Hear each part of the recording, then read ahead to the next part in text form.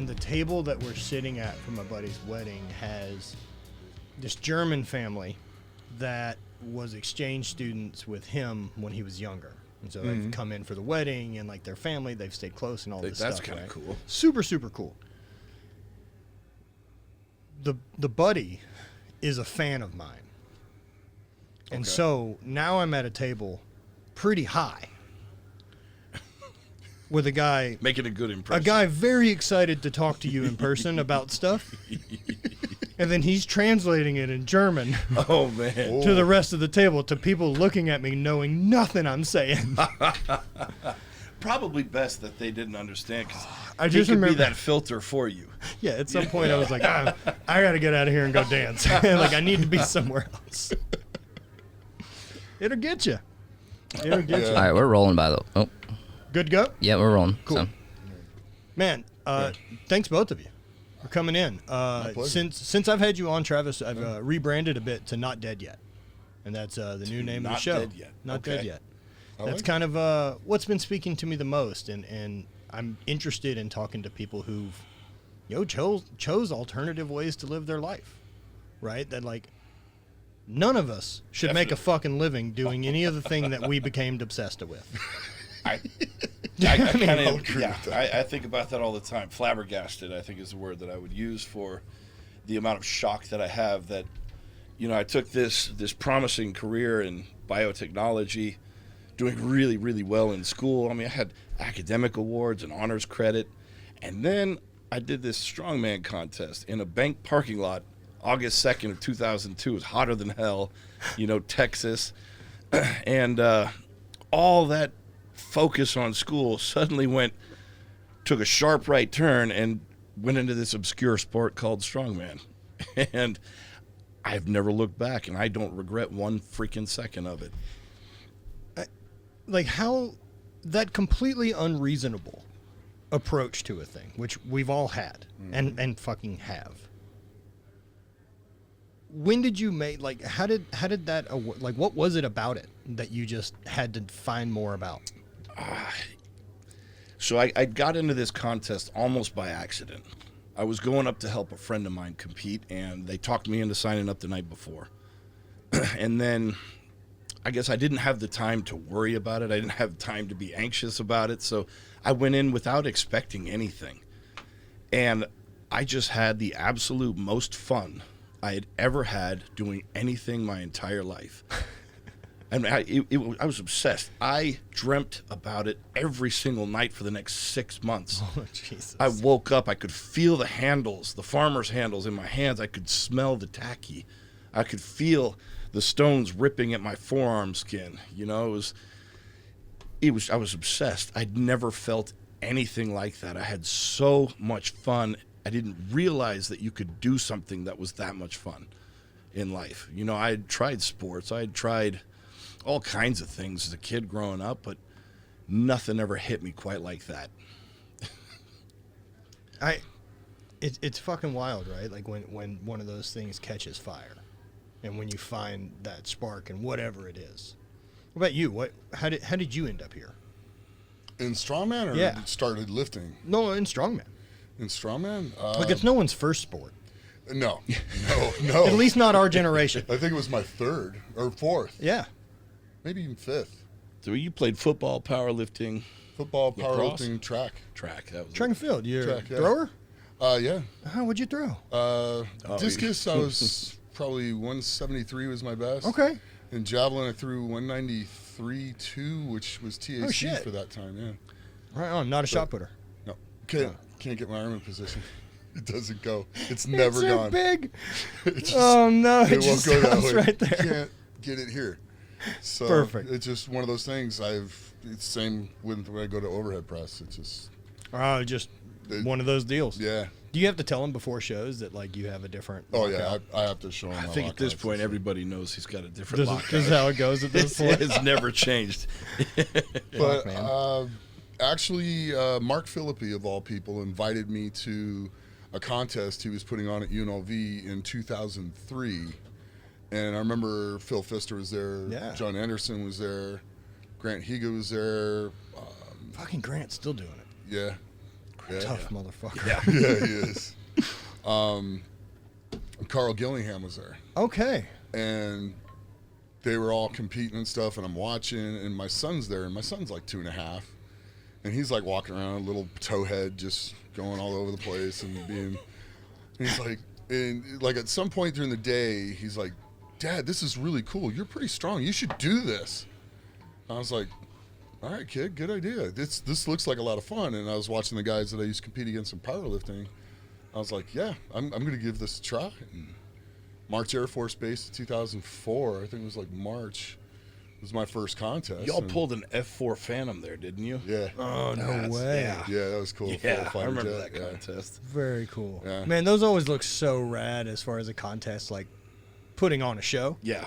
Yeah. Yeah. It was cool looking. It was a lot of fun. There's heavier things to pull. Yeah, much. If this goes in the air, it's designed to not be as heavy. I think those still weigh like 60,000 pounds. Of course. Yeah. But they're kind of made to roll when it comes to concrete. Right. Yeah. So, well, they didn't deflate the tires to make it harder to pull, thank God. Yeah. So it was, that's right. It was cool. Most people don't know that when we do a bus pull, that World's Strongest Man, they air out of the front tires for 2 minutes on each side. Oh, man, just to make it more reasonable. Yeah, otherwise make it it's harder. too easy. Yeah.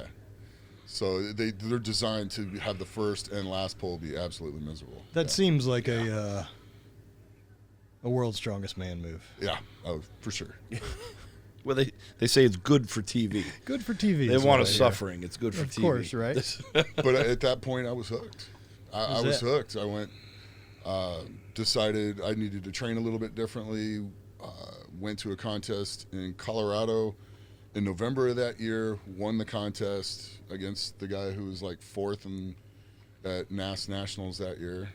Okay. And he's just like looking at me, he goes, I won't see you at Nationals. He goes, why? He goes, because you'll probably turn pro at one of the pro qualifiers in the spring. And went to Chad's contest Just so and missed happened it by you a did. point. And then a month later, got to compete with him for the first time at Van Hatfield's meet in 2005 and won the amateur division of that and Yeah. turned Right on. pro. Oh, so that was like a Platinum Plus or whatever. Yeah. Platinum Plus, right? yeah. Platinum Plus, yeah. Exactly. Man, I'm glad I have background and all that, and like did it long enough to fucking understand like the workings of it instead of like what's a stone? Yes. Yeah. Fair point, man. It's a round ball of concrete. Oh man, man, like oddly enough, Travis, like right, like you're one of the first. You're probably the first professional strength athlete that I met. Okay. I'm willing to bet. It's probably fair to say. Yeah. And then, like, you were at the first Highland Games I ever did. I remember. You Yeah, didn't the look one- like a first timer. No, there's a bit of a throwing background. If you throw in college, it's cheating. Yeah. Yeah, It's a fucking full-on cheat code going into doing that sport. Like, it's like, oh, well, I already know how to do all these things. Yeah. Yeah. Remember that being like a practice for you. It was fun. It was a lot of fun. And Yeah. I can't remember. Did you get sick afterward? Because I think everybody got the flu that threw in that games. I do not remember anything about that. Or we just too hungover didn't Possible. I know realize, we ended 'cause up drinking a bunch Yeah. in the backyard. You know, for a long time, right? Like that community, like once I had gotten into Strongman, like that's the thing I loved was that community of guys that, and then I got weird obsessed with it too because I saw what you guys had with the unit, and I ended up building my garage out in Baton Rouge. That's right. And I had like 5 or 6 Atlas stones. I had made a yoke and like made 2 or 3 shitty logs. I had made some shitty bumper plates out of like trailer tires. Like we've all been there. Like we've all done like Still the got whole a set of those. Yeah. bullshit equipment because no one sold any of this stuff. Yeah. Man, fuck, I had like a 420-something pound Atlas stone in my garage. Nice. Because I'd worked at a place. In the refineries doing like tower scanning. So we're using like a radioactive source and getting a density reading through things to measure it. So as we store radioactive sources back at our office, like we have a bunch of fucking lead. And so we have all these lead bricks that you'd use to like line stuff to block radiation. Sure. Man, I stole so many lead bricks. That's like To a like, gold dude, mine I was for like, a I was just strongman. taping them up and putting them inside Atlas stones. Like, this is great. Lead bricks are heavy as shit. I went and used tire weights. Yeah, same. Yeah, I you go melt to them a tire down. store. I didn't even melt them Oh, down. you didn't melt them down? No, I just put them in a big like sock. Oh, So right on. just jump them into a sock and then tie the sock off and then suspend the sock in the middle and pour the concrete in. Makes for a nice, sturdy Atlas stone, being little pockets being Of hollow. air. It's got a good rattle. Well, the concrete seeps in through the Sock. sock and solidifies. So you can't prove that. I've had to crack one of them open. Did you? Yeah. I've seen a few of them crack open with a bunch of tire weights kind of scattered throughout. Yeah. Like, and as your careers have gone on, like, I mean, we're all relatively the same age, right? Like, I'm 39. I think he's the old one. I'm Where 40. are you at? I'm just a year or two older. How fucking old are you, Nick? 53. Jesus fuck.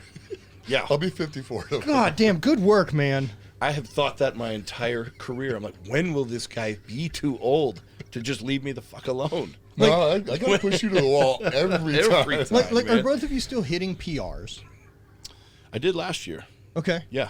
Like all-time PR. All time. Yeah. Fucking 805 for a 3 on deadlift, and then a 900-pound regular deadlift from the floor. Wow. So, yeah. Holy shit. And my PR in the squat in a contest is 870, and I just did 821, coming back from tearing my lat off. So, right on. I think I can still get 880, 900 in a contest. Right I just have to get focused on that. But now it's going to be Strongman through at least January. Okay. So, because I got 2 more He's shows. got a few more big shows planned. And How then much was doing the TV show a big changing thing for you, Oh man? my God, that changed everything. Like, that's as allowed me to close to quit being working there. overnight Yeah. as it gets, right? Yeah. I mean, it's 20 fucking years to get the opportunity. 30, Yeah. Right. 35 years to get the opportunity.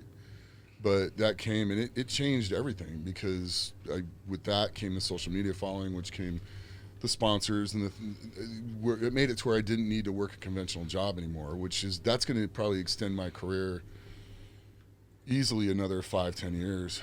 Right on, easily, yeah. because I don't have to be on someone else's schedule. You know, I can go do what I need to do. I can get the rest when I need to rest. I don't have to deal with the stress anymore. That's the big factor. It's just that energy through stress. Yeah. Yeah. Because I would have to manage people and stuff like that, and which is fine. It's a great job, and it's a great living. But taking that stress away and having 55 hours a week that I can do what I want to your do. job. Yeah. Which is be Nick Best. Yes. Which is a weird thing to realize that's what your job is. Yeah, that's a really strange thing to realize. But it's really neat. It's really rewarding. At this stage of my life, I feel so blessed for that. I have so much appreciation for that. You put in the time to have earned it. It's humbling. Yeah. How was the experience of doing all that? Like them contacting you, all of it. Like, I mean, It was pretty did you neat. audition? So there was a show we were going to film called Texas Strongman, and Is this the one you were talking about? The one we were doing years ago? yeah, they were going to call it Texas Yeah, Strongman. I'm yeah. like, but it's going to be based on our family that lives in Texas. I'm like, but everybody who follows the sport knows I live in Las Vegas. Yeah. But anyway, we filmed a pilot for it, and they were about to go move forwards, but it didn't go forwards. It fell apart. It went away. But one of the guys that were working on that came up with the idea at 215 West, named Chris Dukes. Excuse me if I said that wrong, Chris. And he came up with the kind of concept of going around and doing the old-time strongmen and doing their events that made him famous. And he called me, asking me what I thought about it. He asked me about Robbie. He asked me about Eddie. He asked me about Brian and Brandon from Lift Big, Eat Big, and a few other guys. I was like, look, these are very entertaining guys, but you have to have people that can lift the stuff. Right. So a lot of that weeded those people out. And I was like, look, Brian, Eddie, and you already know how Robbie and I get along. Right. I mean, I'm the straight man, he's the comedian. I mean, Yep. we bounce back and forth off each other really well. And he's like, cool. And they started contacting everybody, and it took probably 7-8 months to come together. And we ended up signing the contracts in early October or late October, early November. They started working on the film schedule, and we started filming January 3rd. And I was working till December 31st, 2018, and I left my job, left my career, and What were you doing? I was a sales supervisor for the Nevada Budweiser distributorship. Oh, wow. All right. You know, so. Right on. Nevada Beverage. Yeah. So I was in charge of the hotel casinos. Yo, I mean, that's still a big fucking leap of faith to make. Yeah, it was scary. That I'm leaving this to go on a fucking TV show that I don't know if anyone likes. Yeah, you're leaving a job with benefits and everything else, yeah. Like, how did you manage that stress of making that leap? Well, good things come in different areas, and the timing was perfect. Callie graduated nursing school that year in May and got a job in nursing in August, became an ER nurse in August, and that brought an income that we could take the risk from. So enough of a safety net to... Yeah, well, it, for all intents and purposes, it just swapped what I left. I mean, a little bit short, but it swapped what I left. Close enough. Yeah, close enough. Right on. And so we took the leap of faith, and without her support, I wouldn't have done it. When did you realize, like, this is working? Jeez. Like, when some of it I realized immediately, because, I mean, we went to film, and it was like, holy cow, this is cool, and the concept is really cool, and the things that we went and did, it was just, and the way we all got along, we knew we had something. And our producer was the guy who did the first season of Duck Dynasty. Right on. So, yeah, they know what's going on. Yeah, he's unbelievable. So Rob Warsoff was just incredible. So was Wendell. I mean, they were both amazing guys. And but his concepts and the way that we looked at things and the way we did things, you just knew we were going to have something pretty special by the time it was done. How did you like the reality of making TV? It was cool. It's interesting, right? Yeah, it's really interesting. It's fucking hard. It's not what people think it is. That's for sure. No, it's not doing a learning. YouTube video. It's not doing a YouTube video at all. No, totally different. So they're long days, and it's a lot of sitting around and waiting until everything's right, and then it's going and then going and doing it till you get it right. There were certain things we had to tell them. We're like, guys, some of these things are so heavy. You get it one shot. Yeah. You don't have the cameras lined up right. You don't have the people lined up right. You don't have this. You're getting one attempt at it. That's it. What was the thing like that? Well, the piano, I think, was really heavy, wasn't it? The piano's carrying the carousel. The carousel was 20. I ended up going up to 2791 on that. Yeah. Oh shit. So Paul Anderson did 2700. So what is the carousel though? So it was on the Ed Sullivan Show, and basically it's a circle that all these people sit on that come to a point, and it's lifted off the ground from a central point, and so you're up above them doing basically a hip lift with your arms. You can use your arms on it too. So like old Paul Anderson, yeah. That's exactly what it was. That's exactly. Yeah, you can move a tremendous amount of weight. Yeah, so Paul did 2,700 pounds. This thing? Yeah, that exactly. thing. That thing. So, it's as cool a position you can get in to generate a shitload of force. Yeah. But oof. So Robbie went out about 2,300. Robbie, Brian, and I, or Robbie, Eddie, and I, we all did 2712 or 2710 and beat Paul's record. And then Brian's like, I got stuff coming up. Right. That was good. You're nuts. If you want to go ahead. And then Eddie was like, that kind of hurt my hip and my back because he had the belt a little high. Yeah. So you got to get that thing pretty low. It'll pull your discs out of place, or your vertebrae out of place. Yo, if you get it too there's high. no tissues so much that were designed to hold that low. Well, so you got to put it literally on the outside of your hip bones, right skeleton, by where your obliques are. Right. If you don't put it on that, I set the world record in the hip lift in Australia. Jenkins and I did it at a Giants Live show in Australia, I think in 2011, I want to say. And we did 2,740 pounds, something like that, or 2,540 pounds, and like broke the world record by like 220 pounds. And training for that, I put the belt too high, and I did 2,000 pounds out in my cul-de-sac with the frame and the other stuff, and I cracked my L5 in 2 spots, or 1 spot, and L4 in 2, 3 weeks before the show. Well, I couldn't walk. They pulled my back out of place. That's more than Ben Gay's going to go ahead and get to fixing.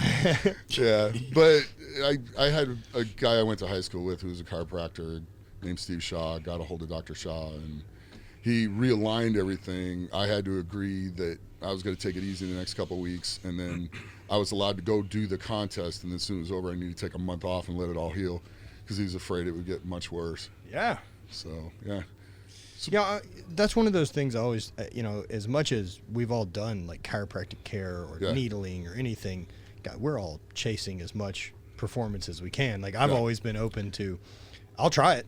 Yeah. And see what the results are. And like, as many people want to piss and moan about chiropractic care being whatever it is, it saved me numerous times. I have tons of times, anecdotal evidence, of course, to be able to, like, I had a thing that was fucked, went in, unfucked. It's exactly it. And like I get the bitch about PTs that like we're not fixing anything with the chiropractor. I'm aware I'm going to redo the shit that I've been doing that fucked this up. That was the point. Yeah. Like, I'm not trying to change my life here. I need back in the game, coach. Exactly. Like Dr. Todd saved me yesterday. I mean, after it was all done, I could barely walk, and I've had my hips been bugging me for a while, and something was just centered off, and it was extremely painful yesterday. But he took it, and the way he goes, it almost makes me sick to my stomach of what I'm about to do to you. And I'm like, don't worry, Dr. Todd, just do it. I don't care how bad it hurts now.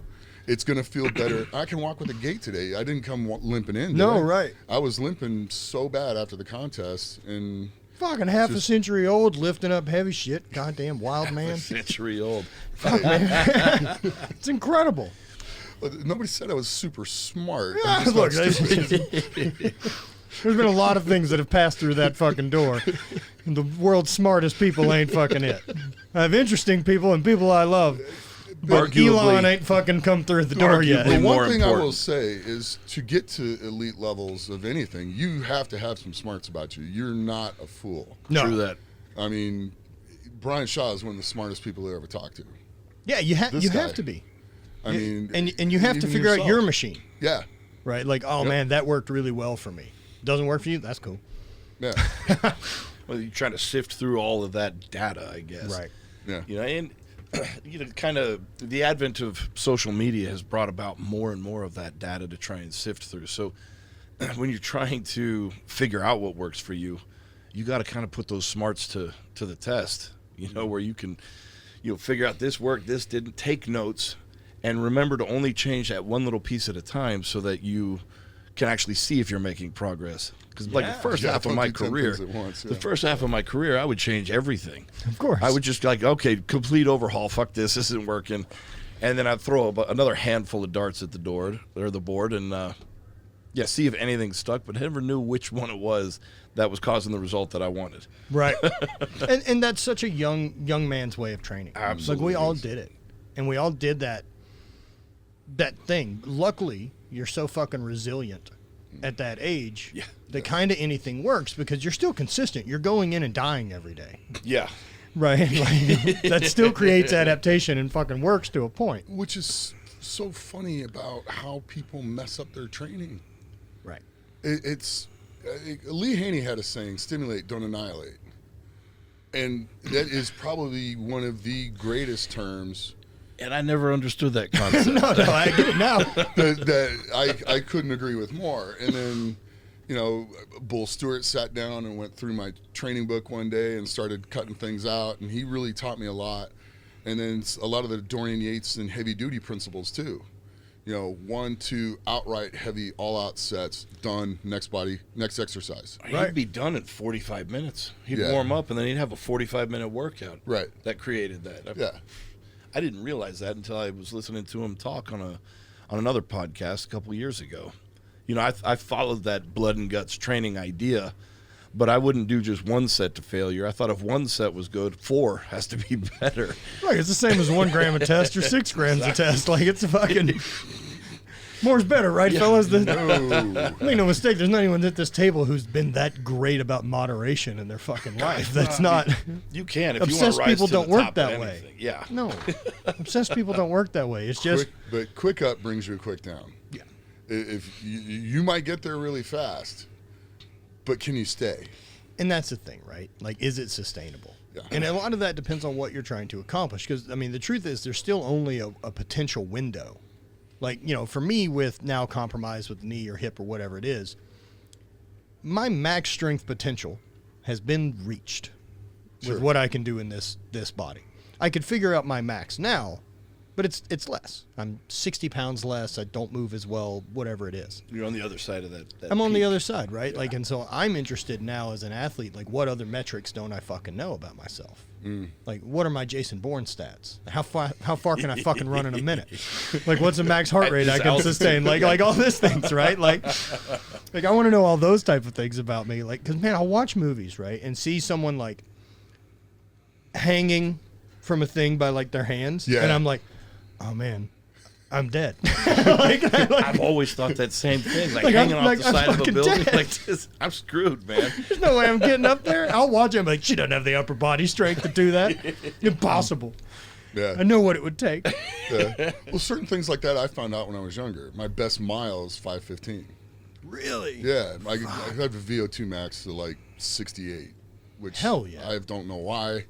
When they tested it, I was my senior year of college in football, and she's like, all your muscles are almost entirely, fast twitch muscle fibers, yet your cardiovascular system's built for endurance. She's like, I don't get this. You should probably drop 50 pounds and become a long distance runner. And I was like, yeah, that's not happening. Yeah, no, you were just going to become one of the best heavy reps doers, for heavy lack of reps a better doers. term. We were talking about it earlier. Like, we find this guy's 1 rep max. Yeah. And then he and I are in a similar boat. I had to deal with it yesterday with the deadlift. His 1 rep max would be this guy's same number, but then what he could do 3 reps with would be like 95% of that. This other guy's at like 85%. Oh. Like I watched him do the deadlift yesterday, 700 for reps. His first rep looked like shit. It was slow. They always did. The rest of them are great. You're locked in place. And then he locks in and he gets 10 reps. Yeah, I was like, when is this going to stop? Like, quit freaking going, Nick. God damn it, dude. One of my all-time favorite lifts, and I don't know why I just thought about it, it's Josh Thigpen. Yeah. Okay. Josh, it was a video training at the warehouse in Houston, and he pulled, and I don't remember how long or what the weight was, but Josh is a damn good puller. And, like, the whole rep was, like, 14 seconds. Oh, man. Or some shit. Like I remember watching it. I was like, I quit at 3 different times. Like, watching it, and I was like, nope. I would have been like, And, like, why is this still happening? Like, but, dude, there's people that can just grind like that. Yeah, you're going to send me down a whole nother rabbit hole on that subject. But, yeah, it was... I've always been able to kind of lock in and do that. Now, figure I had squatted 660 for 10 earlier in the day, too. Oh, my God. And then did the yoke, and then we did the sandbag medley, then we did the deadlift. Well, it kind of comes down to that brain power that we were talking about earlier. Yeah. It takes a lot of brain power to be able to fire muscles under that kind of stress, especially when the fog starts rolling in. Yeah. And this is where, what we were saying about you have to be a really smart athlete to be at that level, because you need that brain power to keep firing under, to be able to do whatever it is you're doing when the whole world is shutting down around you. Yeah. Right. Staying locked in and being like, we're still okay. Yeah. That's exactly it. Yeah. Turning off all the warning lights. Fuck it. We're still okay. That's like Highland Games is such, like, I liked training strongman. I never really loved competing in it. The environment just wasn't as much as I loved the throwing thing, especially being outside in a field and fucking having a beer. Yeah. Great fun sport. Great loophole of athletics. Loophole of athletics. That's somehow I got to travel around the world fucking throwing rocks in a field. Are you fucking crazy? Throwing rocks in a field and drinking beer while doing it. Great.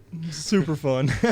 And wearing a kilt, which is always pretty killer. Yeah. I had a great time. And that sport, created its own challenges because it's such a technical based thing. That, like, just getting max strong doesn't benefit me the same as I have to be fast and I have to do technique work. Yeah. And compared to strongman, like, our events never get heavier. Yeah. So it never changes that way. I don't have to always re-up it with max strength. So it created its really own set of, fun challenges trying to figure out. Now that I've kind of switched gears and I've been doing these more, like, endurance things. Yeah. And, I fucking chose it because I'm terrible. Like, that was the point. Like, I want to pick a thing to train for that I have the most runway to get better at. That's actually not a bad idea. Right. It's just full newbie gains. That's it. Exactly. Like, fuck, I can't even run a solid mile without stopping yet. This will be great to improve upon. That's genius, though. That is actually that's the secret to longevity and youth. Well, I don't want to chase millimeters going. anymore. Yeah. And so with the endurance thing, man, I've found such a different mental challenge of what we're talking about, right? Like when the warning labels are going off. Yeah. Because everything I've ever competed in takes 2 seconds. There's no time for reflection during the thing. It's a fair point. It's always afterwards. Yeah. But when I'm doing something like I'm doing a 240-mile bike ride coming up. There's a lot of time to think. It's a day. Yeah. Right? A lot of but time like, to think. It's never intense. But fuck, man, that voice still shows up that goes, what the fuck are we doing? Why are we here doing this? We can stop. And you're like, Yeah. we're okay. There's brakes. You can just Yeah, but we're okay. Squeeze the handles. Yeah. Stop and walk off. That's it. Yeah. Right? But like, it's a really interesting thing to figure out when that voice will always show up, Yeah. but it gets later. And that part's been a really interesting thing to train as a new athlete into a new realm. So you're pushing that threshold boundary, and that boundary being the voice that tells you to stop. Or the one that's pushing bored. farther and farther. Oh, okay. The one that's like, what the fuck are we doing? Yeah. This hurts. I don't want to do this anymore. Why are we jogging? Or the one that starts lying to me about like other shit I should be doing. I didn't even think about that creeping. Because it fucking will. It takes so long. Yeah. Like, we could be working on this. And so I'm like, fuck you. That's why I built this place and have everything in front of the TV next to where I can work. If I want, like, I can pedal and work. So what's your fucking excuse? None. Right? Like, then say you don't want to do it. And don't give a shit and let's go find something else. But the endurance thing... But you're not going to do that. No, the endurance thing's a really interesting one. So I've been thinking about that, like, whenever, if ever I do retire, I want to ride a bike. Yeah. I want to be under 300 pounds, so if I sit on that seat for more than 2 minutes, my ass doesn't go numb. I can't feel my legs. No. And look, part of that's... rock climbing. Taking time. Exactly. Yeah. I got these long arms and grip.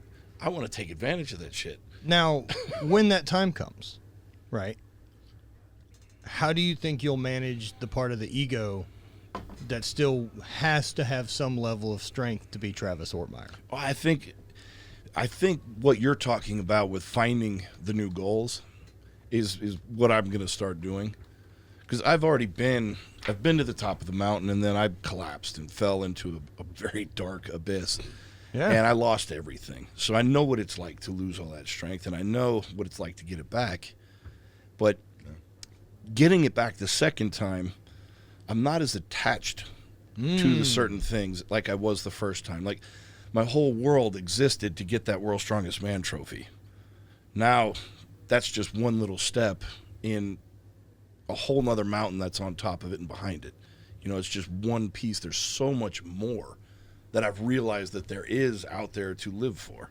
Well, the World's Strongest Man's a side effect.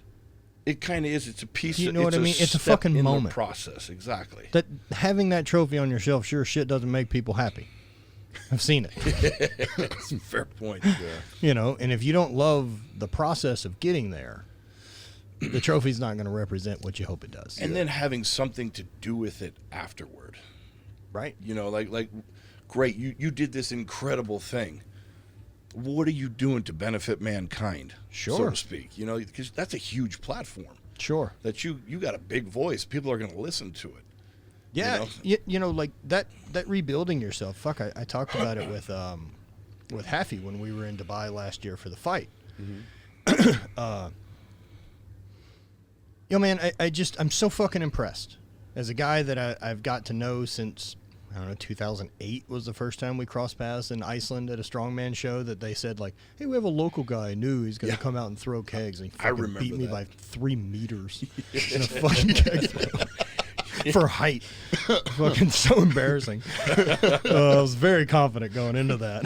Yeah, but his release, Lesson learned. Though, his release height is probably a foot and a half higher. I can't even fucking get it between my legs. I'm fucking short. I was using every bit of wizardry and fucking witchcraft of spinning and throwing I had in my tank to figure something out. Nothing. And like, it would have been really easy to just be in the mountain and travel around and do Comic-Cons and make a living. Oh, yeah. And it would have been really easy to have just won World's Strongest Man and then travel and be that guy. Yeah. But he's not. He's taken on a thing he sucks at and Yeah. is too big to do Yeah. and shouldn't be good at. And got good at it. And man, like, whatever I feel about that or anyone does, at the end of the day, I told him, like, yo, man, you're not the mountain and you're not World's Strongest Man. You're Hapthor, who does whatever the fuck he wants. Yes. And that's who to be. Yeah. Right? That you can... I did that. The chapter's over. I scratched that itch. I'm not responsible to that guy anymore. Absolutely. I can respect the hell out of people who can do that, where they do have their chapters, and then they turn the page and they start writing a new one. That's always impressed me because I feel like sometimes like I'm still on that first chapter. Sure. Even though I've got a lot of little subsections within that chapter. Oh, no, dude, you're on like chapter 3 or 4 right now. Right. You know, I look at my life the same way too, right? That like there's that chapter of finding sport and then like figuring out working hard, doing all these type of things, and then finding focus of sport, which would have been Highland Games. Yeah. And then, when that ended, fuck else are we doing? And probably best for me was that it ended in a way that I'm kind of taken out of the decision. But it steals that expectation of how I'll end my sport. Like when I retire, I'll be able to leave my shoes out and do this fucking thing and walk away and blah, blah, blah. Never fucking happened. Last time I competed, I took second in the world and then never showed up again. That's it. So you didn't have a planned end?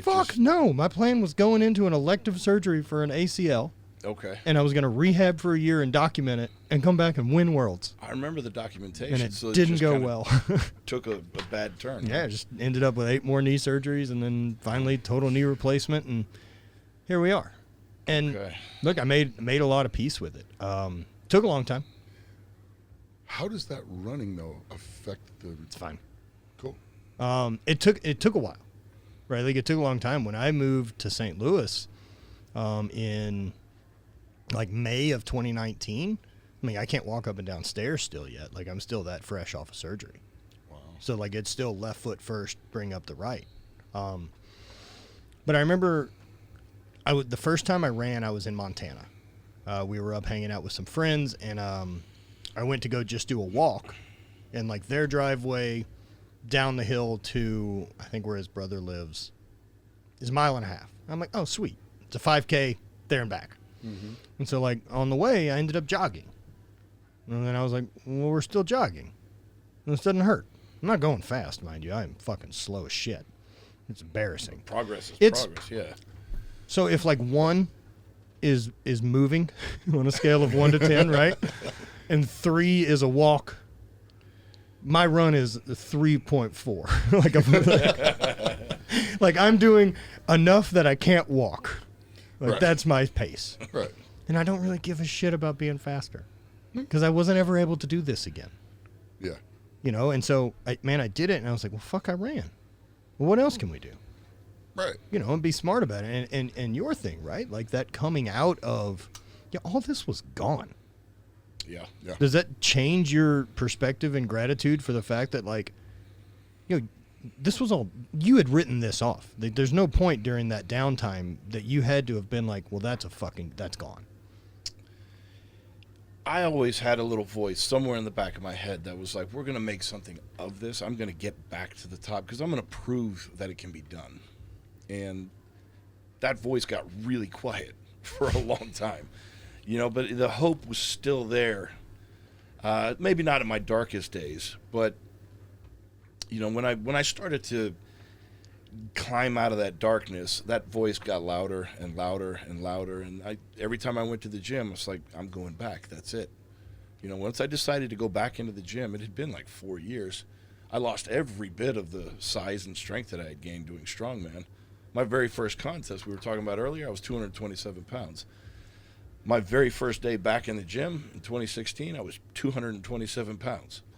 That was 120 pounds lighter than I had been. Yeah, how was that on the psyche? Like, how much of that was like embarrassed to go back and like that weird feeling of not being? I went to a little, what do you call it? A Anytime Fitness, and wearing hiding baggy amongst clothes civilians. Yes, exactly. Doing 50-pound exactly what you were doing. I was doing 50-pound dumbbell bench, and I could hardly do it. I remember my first time deadlifting. I did 405 for 3, and I thought I had broken my back. Oh my I went home and went, how I've the made a mistake. hell is this going to happen? That little mountain I was trying to climb just got turned into Mount Everest. You know, like I didn't realize how far I had fallen. Sure. Yeah, it was eye-opening. But, you know, that's when I just kind of embraced the process. I had the idea, yeah, I'm going to get back to World's Strongest Man.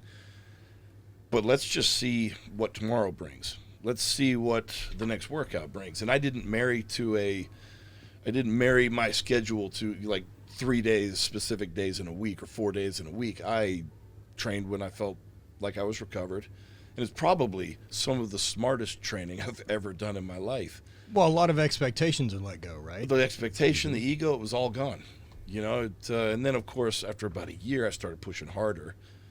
You know, when you start back, you make progress really fast. It's almost like newbie games. You've got a lot of the muscle memory. Yeah. You know, but where I had been, let's say an athlete builds a 100-story building. That's his physical representation of what he's done with his life. You've built a 100-story skyscraper. When you retire, the top 20 stories kind of fall into disrepair. They just need some renovation. Maybe, and if you're really far removed, you got like 30 or 40 floors that are dilapidated. What I did with the meth addiction, destroying the amount of muscle tissue that it does destroy, I didn't just fall into disrepair. I knocked the top 40 floors off of the building, and I had to completely rebuild them. And, you know, I filled out the first couple stories pretty quick, but then when I had to start rebuilding the structure, that took a long damn time, and I had to really rethink how I was training. Because all of a sudden, I reached that 1 year mark, and I got 8 different injuries in like a 8-9 week period. You know, it's like Father Time has still been playing. Yeah. Father Time is unfucking defeated, man. And look, I don't know what you guys have figured out supplement or drug wise, but I haven't found one that turns back the clock yet. If one exists, please fucking let me know. I'm interested. I have been looking into a few peptides with a lot of hope. Right, with a lot of hope. Stem cells make a big difference. Stem cells make a big difference. Have you gone to Columbia or done any of that? Yeah, I went to BioAccelerator. How was it? Amazing. What did you get from that? I've talked to them. It cut my walking around pain in half.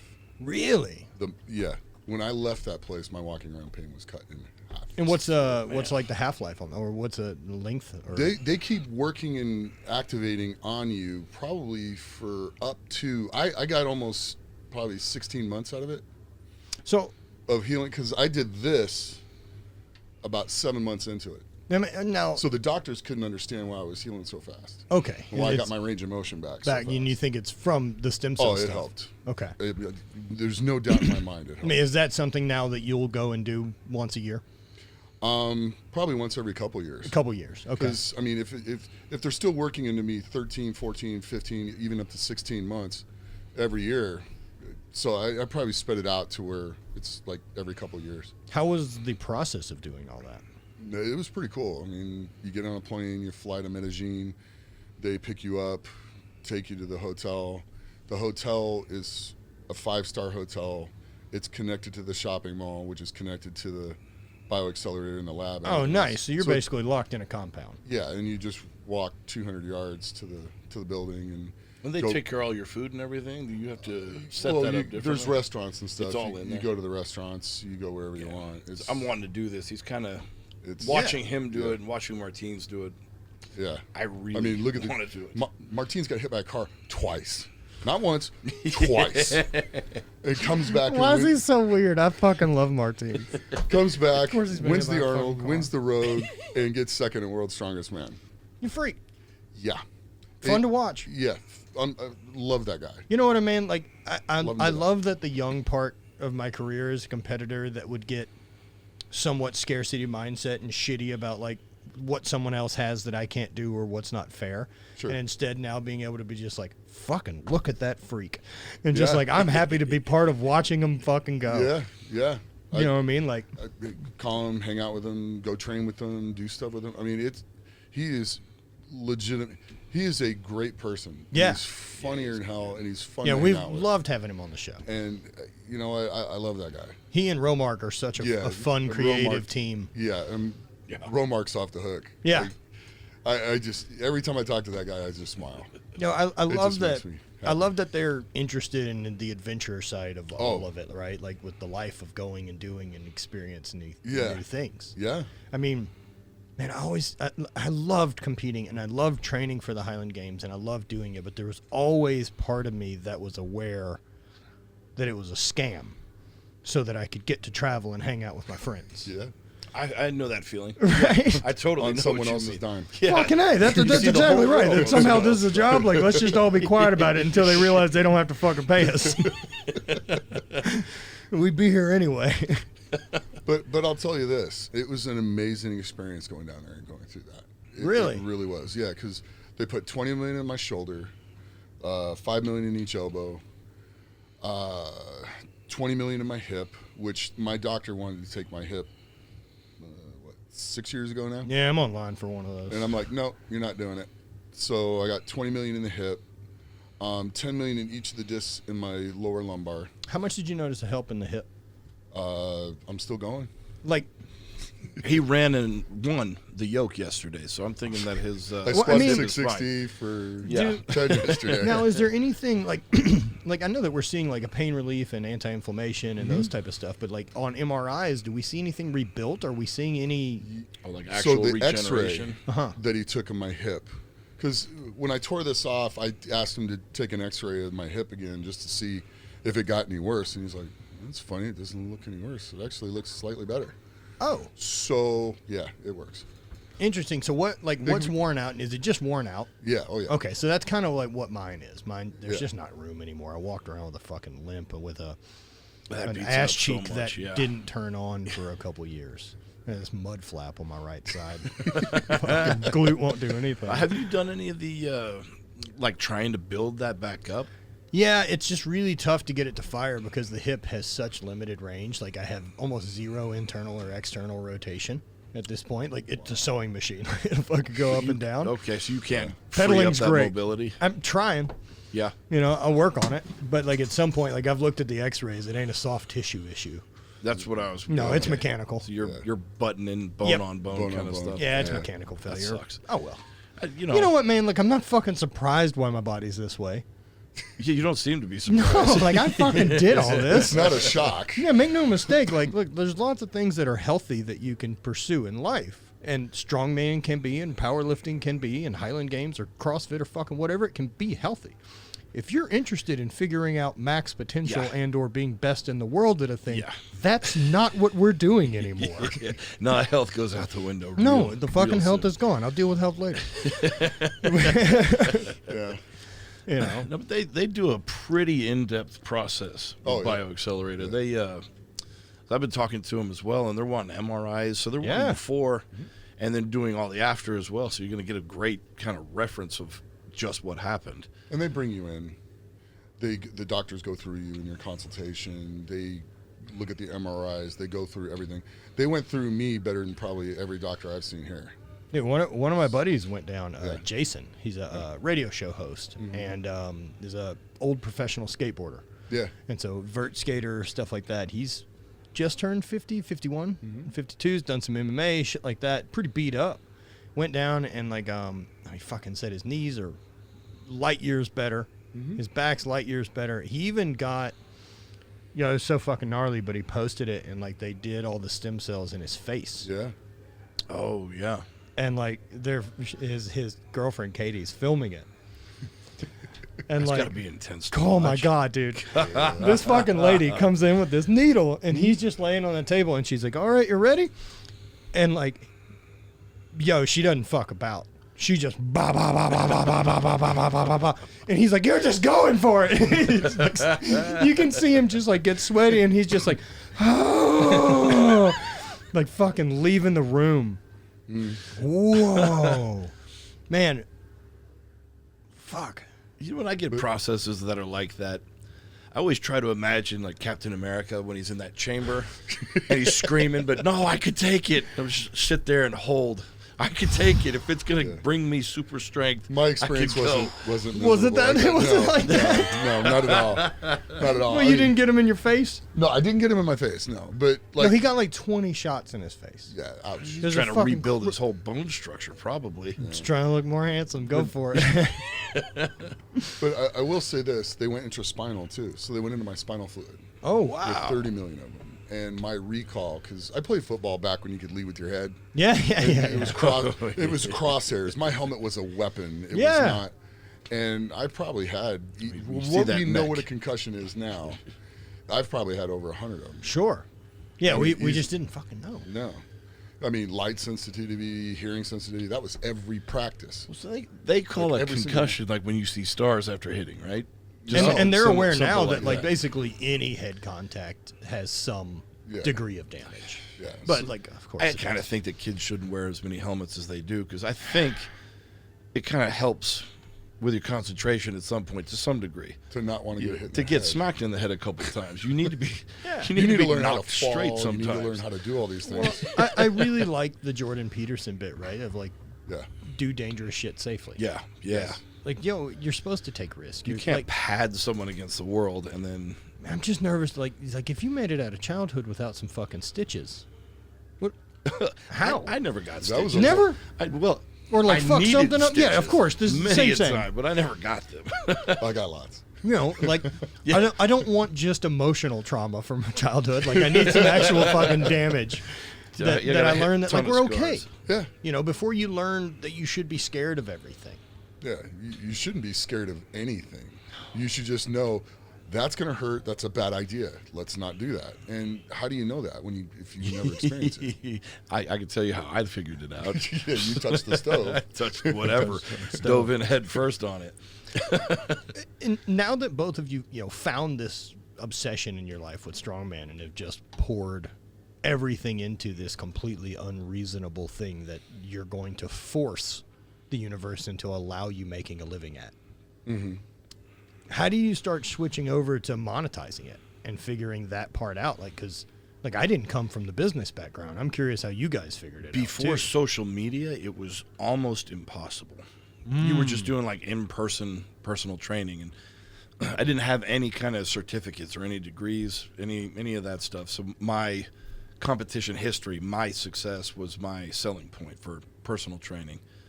But now with social media, I mean, I have a coaching business that I work with people all over the world. I just work with them either on Strongman or just general fitness.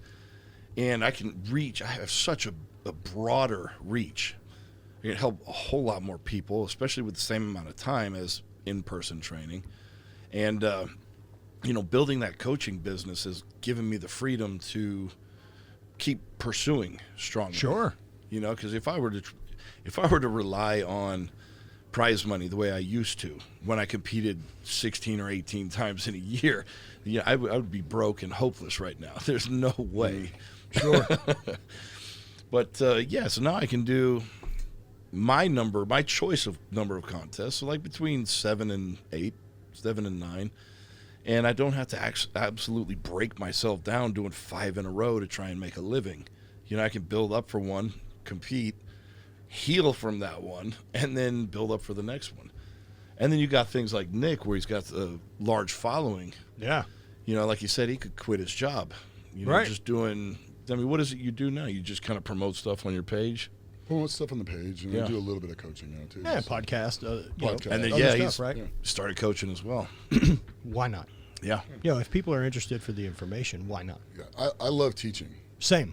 I absolutely love teaching, and I love walking up to somebody and just looking at they're doing something. I'm like, move your feet this way, put your hands here, and do that, and let's see what happens.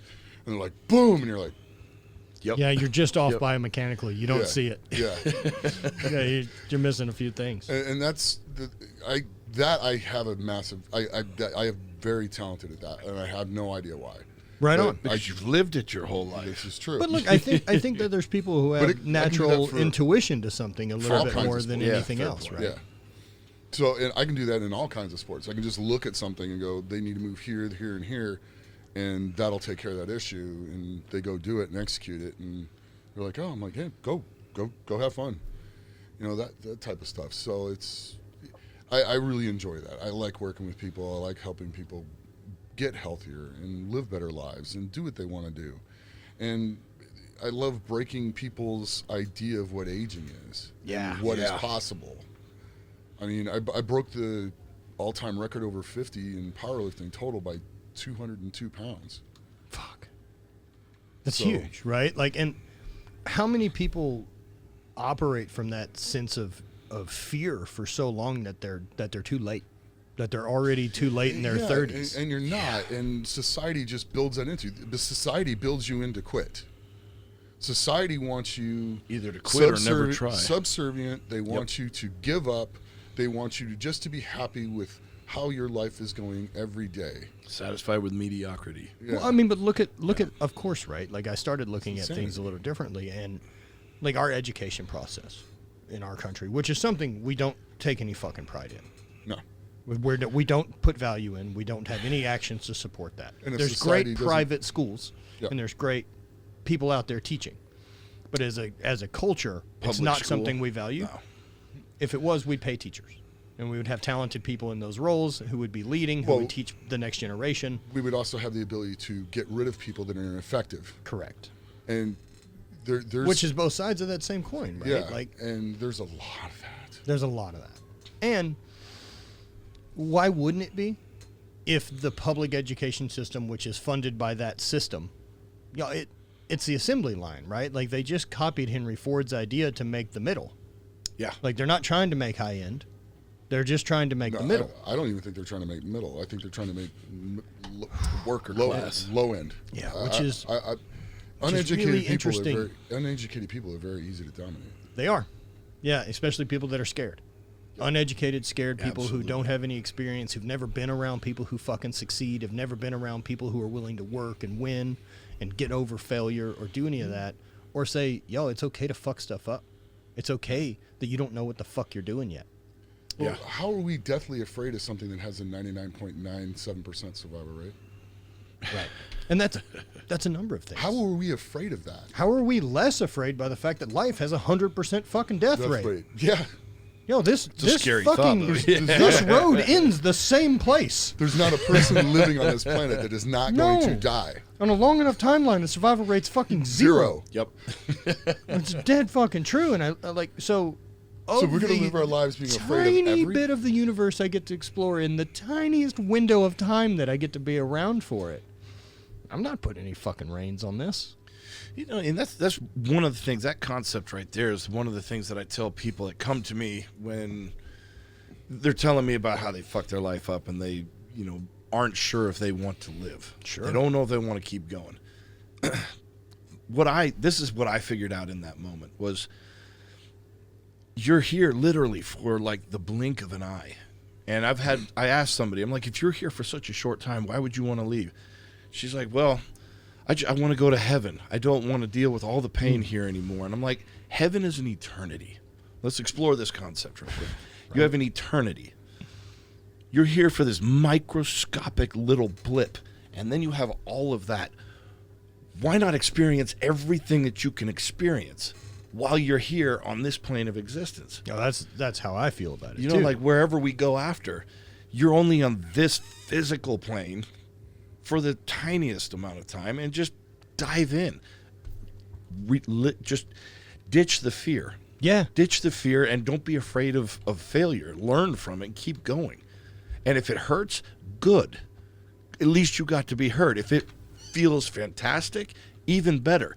If your threshold is like, this 6-inch little spectrum here, if you've been really hurt, you've now expanded it. If you've done really cool shit, you've now expanded it upward. Now you got a 24-inch spectrum rather than a 6-inch spectrum. And I can tell you, this is my realm here.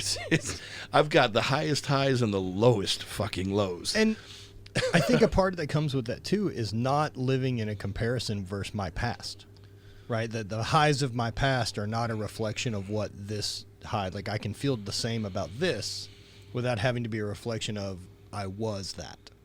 Yeah, absolutely. Right? Like I'm the happy only to thing move you should on take and be from a it is different that person. you know that it's possible to have those highs. Dude, that's the only thing I see now being around. I've got to witness some fucking crazy people, right? Like whether it's in strength sports or other people I've been around. Like, I mean, one of the examples I use, we just got back from Vegas. There was a music fest. We went out to Arcadia. A friend of ours, Aubrey Marcus from On It, they put it on with his mentorship group, Fit for Service. And it was fucking incredible.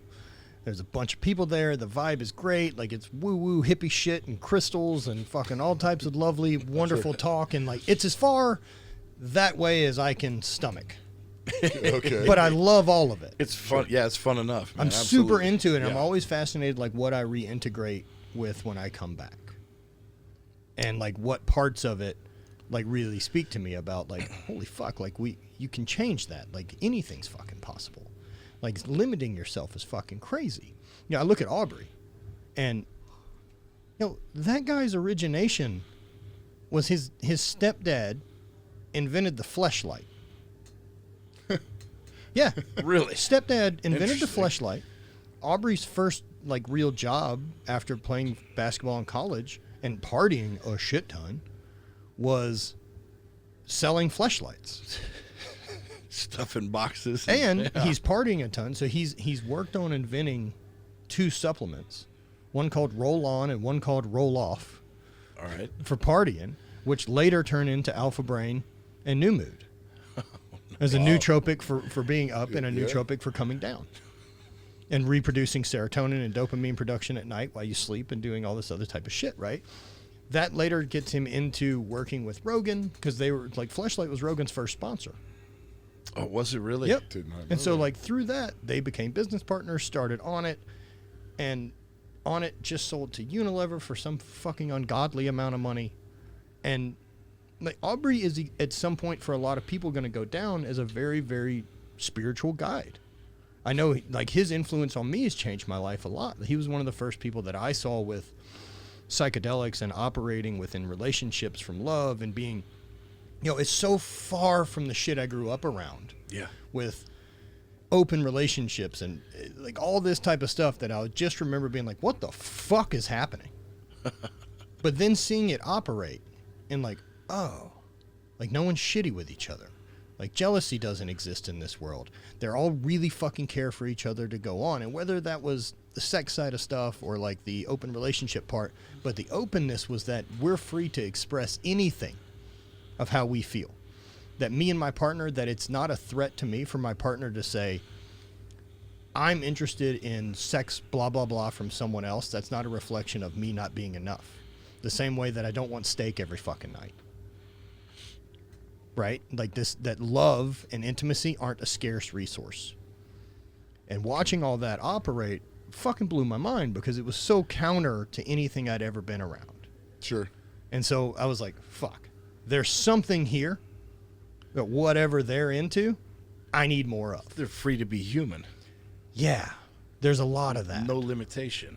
And very willing to dig into their own shit. Like, the awareness of, like, what motivations are and where I find stuff, and realized that, like, fuck, that's because of this. Like, that is not something they're doing. That's a fucking reflection of my fuck up here. And me feeling threatened. I think that right there is probably the key to the universe, is realizing that all your interactions are a reflection of you. Well, familiar with the 4 Agreements with Don Miguel Ruiz? Yeah, I know what you're talking about. Yeah. Great book. Like, I fucking couldn't recommend it enough. It's one of those, like, I revisit every year. And, like, the 4 agreements are: be impeccable with your word, don't take anything personally, don't make assumptions, and always do your best. And, like, man, if you can manage those 4, things work out pretty good, right? Like, so if I trust that I always do my best, I don't have to question what ifs. Yeah. You know, this is the outcome. This is the data that came from me doing my best. Either like it or don't. I don't fucking give a shit. I mean, I can pretend that I've got stuff that I left over that I wanted to accomplish with the Highland Games or win this or do that, but I didn't. So what's the fucking point? Like, was I trying my best at the time? Was I putting everything into it? And I can honestly say I fucking was. And so the results are what they are. I didn't leave anything on the table. I got what I got. Move on. I like that. I like that. That's And that's pretty and badass. don't take anything personal, right? Like most of the time, people's thing doesn't have shit to do with you. Doesn't have shit to do with you. Their trauma, their healing, their background, their growing up, childhood. That's what shaped the decisions they're making. And whether that's looking at your parents, looking at your parents' parents, and realizing like what they went through and how different that shaped them. It's more example of being human. You know, when I Having remember some growing grace, up man. and thinking my parents knew everything. They had all the answers. I was like, my parents, And then I remember the day because you never see them as kids. They came installed as adults. Exactly. Correct. And I remember the day I realized my parents don't know shit. Yeah. Like, oh my God. You know. Yeah. That's a big unlock for me. Yeah. Mine went a step further, going, neither does anybody else. No one does. No one does. Nobody knows exactly what's going on. And then when you can take that information and you can realize that if nobody knows what's going on, then whatever the hell you decide to do, push it and act like you own it. And then that's half the freaking battle right there. You don't have to validate it to a fucking person. Yeah. You also can't make them care.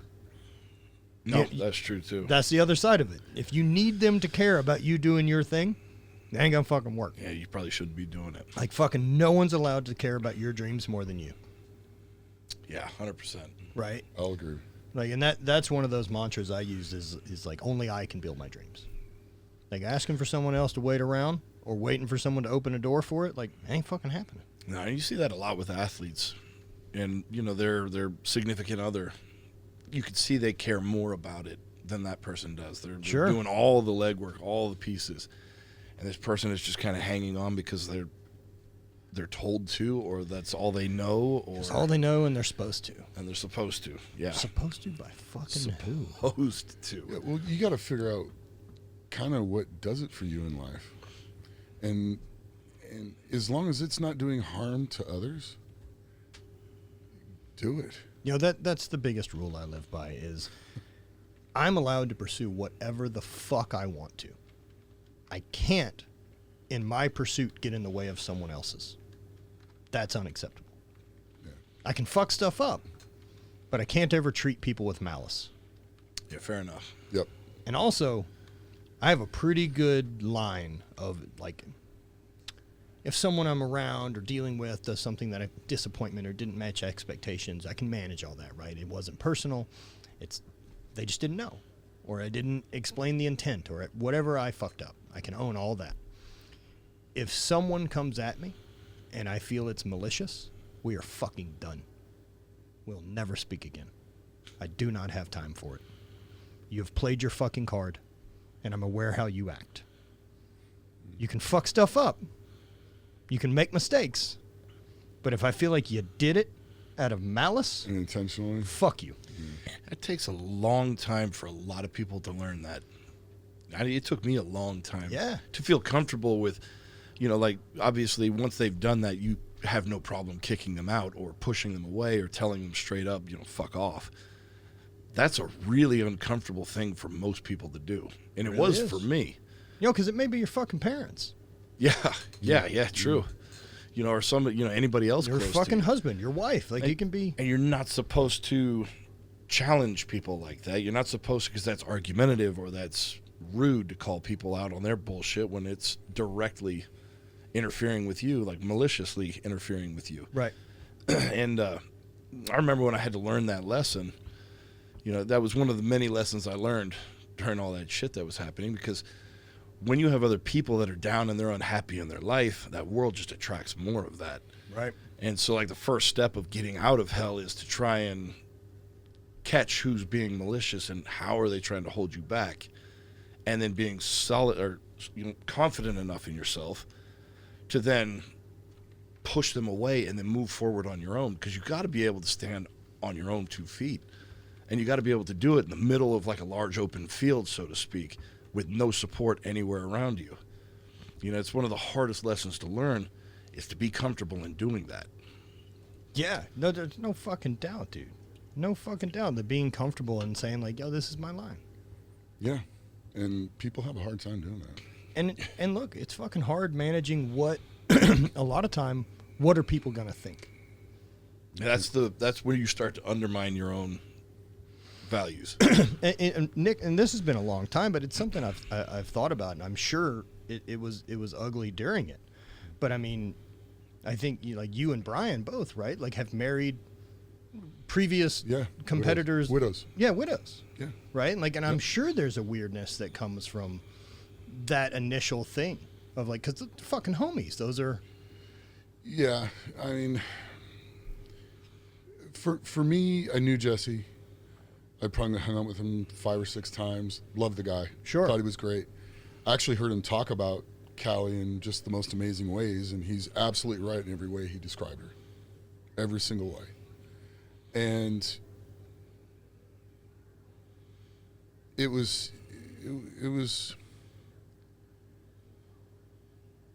he was a good dude, but I never saw them as a couple. Sure. I never met her with him. I saw pictures of her, but online. But even if you did. Yeah. But she's a great woman, and she deserves to be happy, and I don't think I'm a bad guy. No. I was going to say, I think you're actually honoring his memory. Yeah. But I mean, because if anybody's worthy of being. But what a strange fucking hang-up that does exist. Yeah, right? it does. It does. And like, oh, fuck, people think blah, blah, blah. At some point, you can't worry about what the world thinks of everything. If you're doing right by the person and you love the person with all that you are, and you give all of yourself to that person, and Jess and Dylan, and what's wrong with that?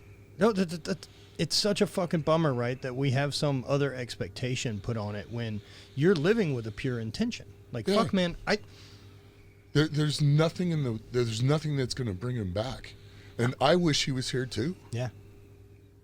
I really do. But it's not a disrespect, and I've always thought about that, and I know I never, know how to say something like that, man, but I can imagine how heavy that has to feel for a while as a professional in that sport and being around it, and like fucking guys and bullshit and message boards and whatever it is, and people who don't know a fucking thing have an opinion. Yeah, and there were some people that actually didn't do well with it. I'm sure. And you know what? That's their problem. Fuck them. Yeah. I mean, I don't remember calling and asking your fucking vote. Exactly. Yeah. You know what I mean? Like, yeah. I mean, there's a couple that caused some issues, and like what you are, they'll never be a part of our lives. No. And some of it's family. Yeah. So it's kind of like, but you know what? I love Jess. I've adopted Jess. They've got a pretty killer family. I love it. Family. I love it, dude. And I think, of course, like it's another chapter, and one doesn't have to do with the other. It's a really unfortunate thing that somebody who's fucking incredible had to go through. Yeah. It's a fucking terrible thing. Yeah, she's the greatest little girl. She's 15 now. She's blossomed into a young woman. Couldn't be more proud of her. Yeah. Proud of my son. And Callie, it's still the love of my life. I mean, every day. And if somebody's got a problem, it's their problem. Goddamn right. Yeah, man. I appreciate it, and that's one of those things that I've always thought about. That's a really hard thing for outside looking in, and owning that's fucking big, and being able to say like this is what makes us happy. I don't have to fucking justify this to anyone else. And we're both adults. I know if I ever pass, I don't expect Callie to be alone the rest of her life for whatever reason. Right. No. And I would just hope somebody would be the best person they could possibly be for my children that are left over and for my wife. Right. I mean, I don't expect her to suffer alone and be. No way. That's unreasonable.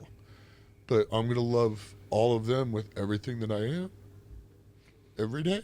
I mean, and what do people expect from her standpoint too, right? That like she's supposed to just fucking shut it down and wear a black veil forever? Like, and not be a person and move on and try to grow? That's ludicrous. Crazy. I think anybody that had a problem with it was still battling with their own pain from the loss. I'm sure. You know, I mean, that's probably it just kind of manifested in a reaction towards that, towards him and Callie. But and I'm sure Brian dealt with a lot of the same bullshit. Brian got some of the same stuff, and it's really unfortunate.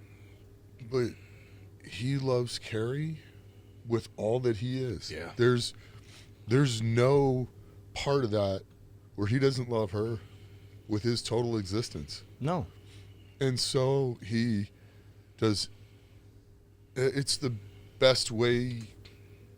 If you're going to honor somebody, it's the best way you could do that. I mean, she loves him with everything that she is. And like that was. I think I would have felt differently about it at a younger age, but again, realizing that love wasn't a scarce commodity, and going through my own divorce, man, me loving the woman I'm with now isn't a reflection of how things were when they were good. They were great. Like, I still love my ex-wife. I still care about her deeply. She recently has gotten engaged. I couldn't be any more happy for her. Right? And so, why not? Like, me being in love doesn't have anything to do with her being in love. Like, that's something more of us should have more of. Yeah. Right? Instead of holding back because of what someone fucking thinks. Perhaps perhaps even what if someone thinks and I've never even met him? Yeah. Fuck those people. Yeah. You don't get a fucking vote. And the older I've gotten, that's the biggest thing I realized too, is like where I waste energy. Yeah. Like, why would I waste energy having a single other thought than, are they happy? That's it. So that's I don't get a vote or an opinion. To take that stance. You got a lot of keyboard warriors. A lot of fucking Who put so much energy. And look, they're always going to be. It's so funny how Mike Tyson's probably coined the most accurate. He fucked that dude up on that airplane. And the guy deserved it. I mean, and fucking deserved it. The moment he touched him. How dare you? Yeah. How dare you think that's acceptable? Yeah. It's not. It's so fucking rude.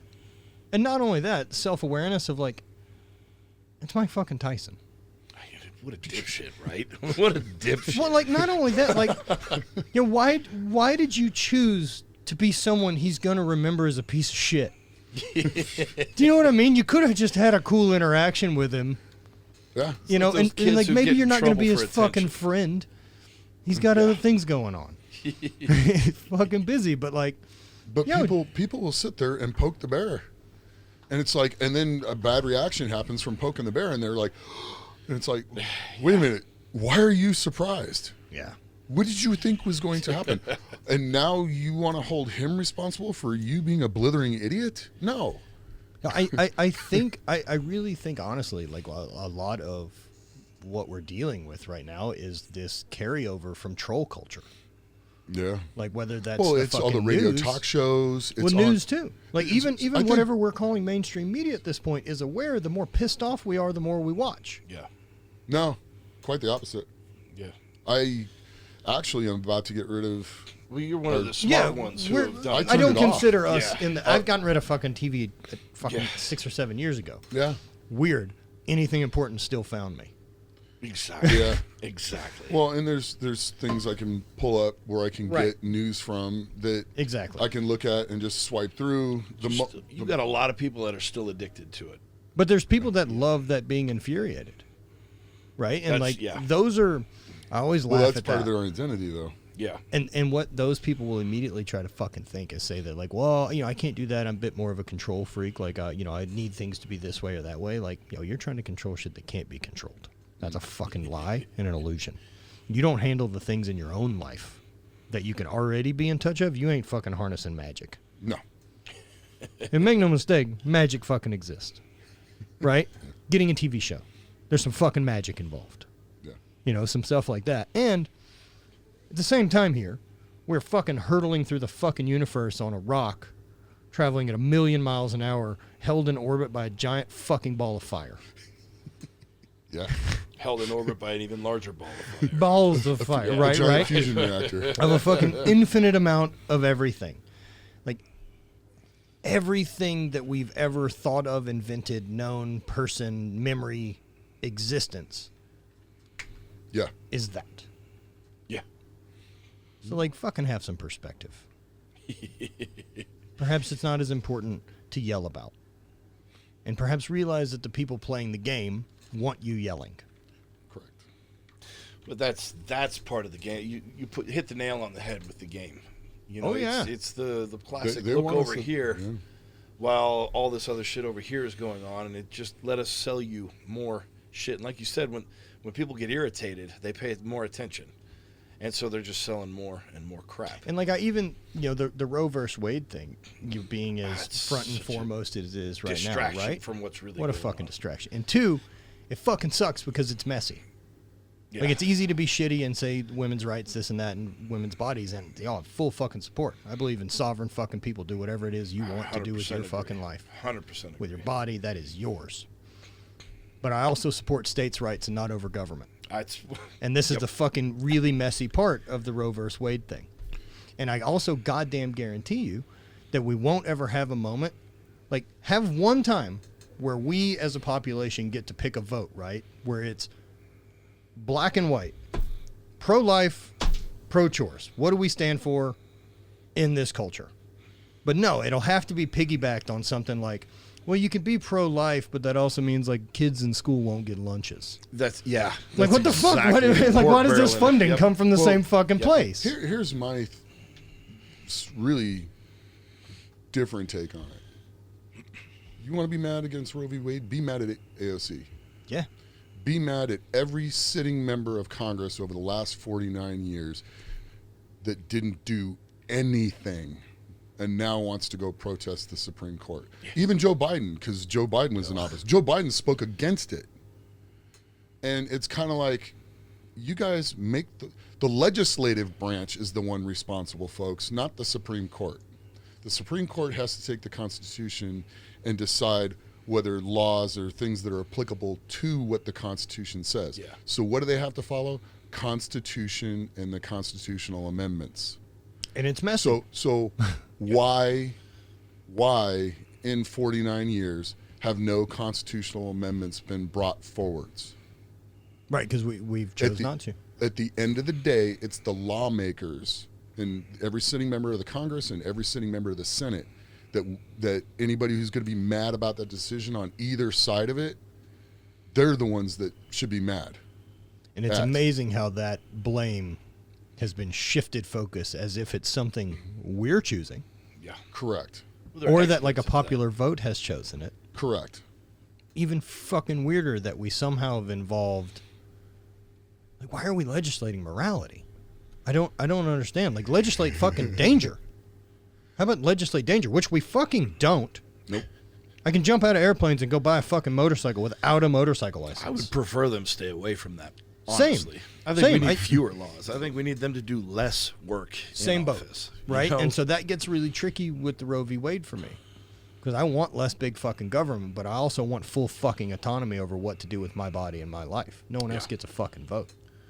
Well, and it's a real shame that we're going to have people in really dangerous situations that we want a complete black and white answer for an incredibly messy subject. But the problem is that's what their job is supposed to be, not deflect blame. They're to take responsibility for doing nothing in 49 years. But the problem with taking responsibility is they'll lose votes for it. Dude, you ever see fucking photos of, like, them sitting there and people just dead asleep? Oh, yeah. Yeah. Fucking. Oh, yeah. We don't let most people in that age range have jobs because they deteriorate a bit. Yeah. Why the fuck are they running the show? Right. Biden's age or any of these motherfuckers. Yeah.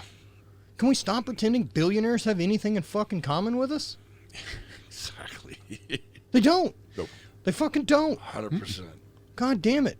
Donald Trump or Joe Biden. Fucking lunacy. If there's some basic things we need to get rid of, that if we don't get rid of, it's just putting off our coming doom. If we do not get rid of super PACs, because nobody should have that much influence right on an election. I mean, you have a say, I have a say, everybody else has a say. Why does somebody who gets a group of people together and throw a whole bunch of money and get to run side campaigns be able to influence elections? Yeah, why is Nancy Pelosi worth a fucking $100 million? Well, Why does she have better stock fucking gains than Warren Buffett? Yeah. That well, She's good. She's awesome at picking. How do we throw Martha Stewart in prison for insider trading and not Nancy Pelosi? Not Pelosi. I want somebody to explain that to me, or any of the rest of them. And I don't care what party they're in. The Republicans have guys that are doing it too. Yeah. George Washington didn't want political parties because he thought they'd destroy the country. Both these parties are horrible. Right. The two-party system's a fucking disaster. And I don't know how we unfuck that at this point. But well, you just make political parties illegal, but they won't do that. Congress won't get rid of it. Are you saying the people who benefit from making the laws are the ones who make the laws, and that's a little fucked? Laws for thee, but not for me. Sorry. Yeah, the fact that you have to obey the law above everybody else, not below us. You work for us, not the other way around. That we're never going to hear anything on the Epstein shit. That's ridiculous. Oh no.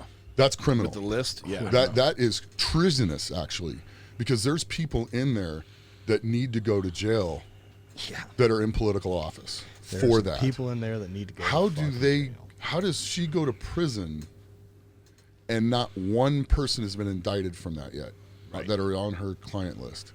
That is utterly shameful. It's disgusting. It's gross. And we need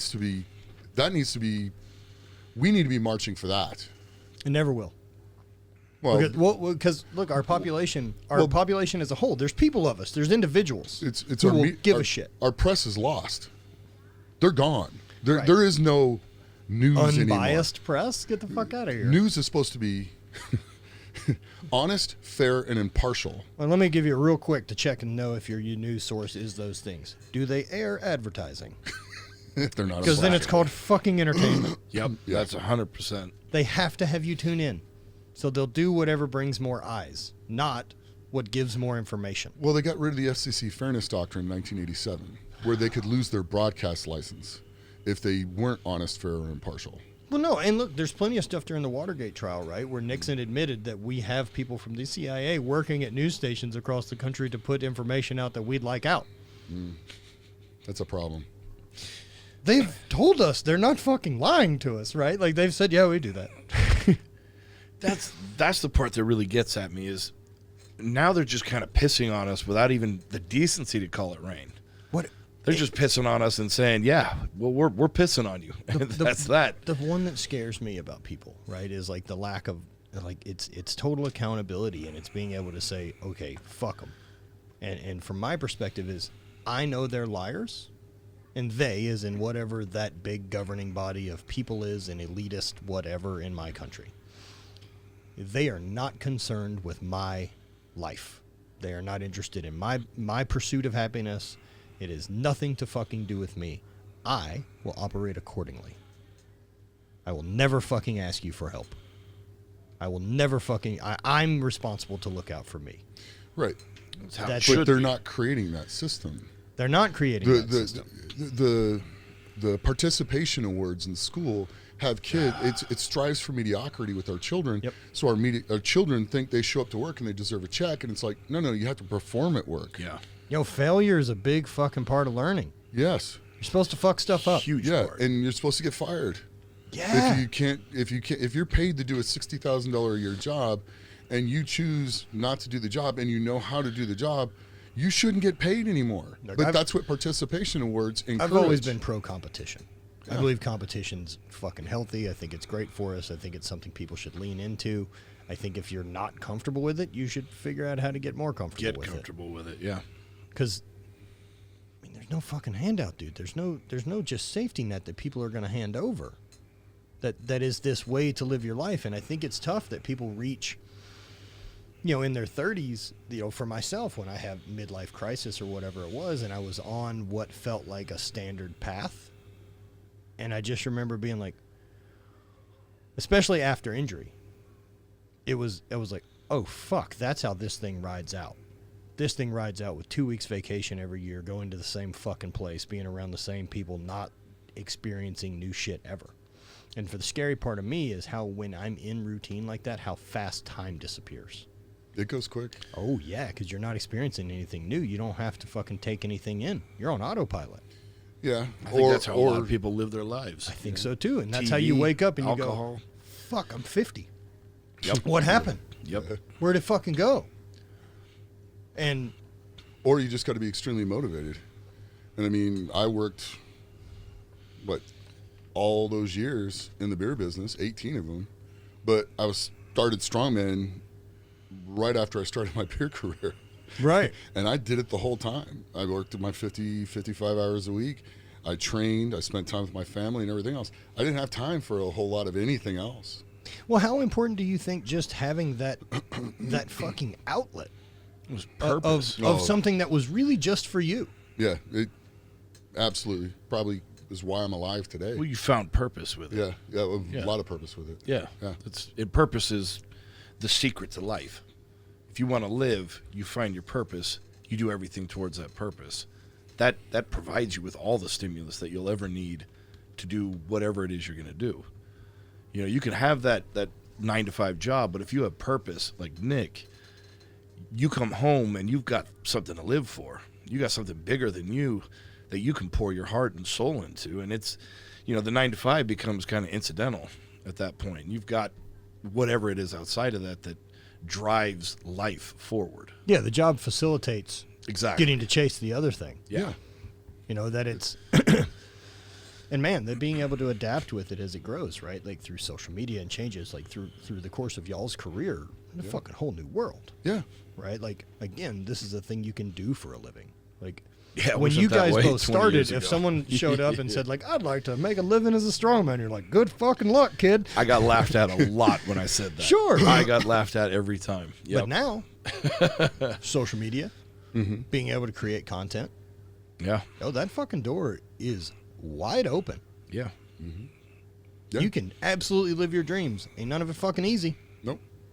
And you're going to have to constantly reinvent how to figure out how the you money gotta- comes in to keep doing the thing. Exactly. You got to stay smart. You got to stay ahead of the curve and figure out whatever the new thing is and then be there. I mean, I wish that I had been doing a YouTube channel when I started my YouTube back in like 2008 or 9 Right. or whatever, Right.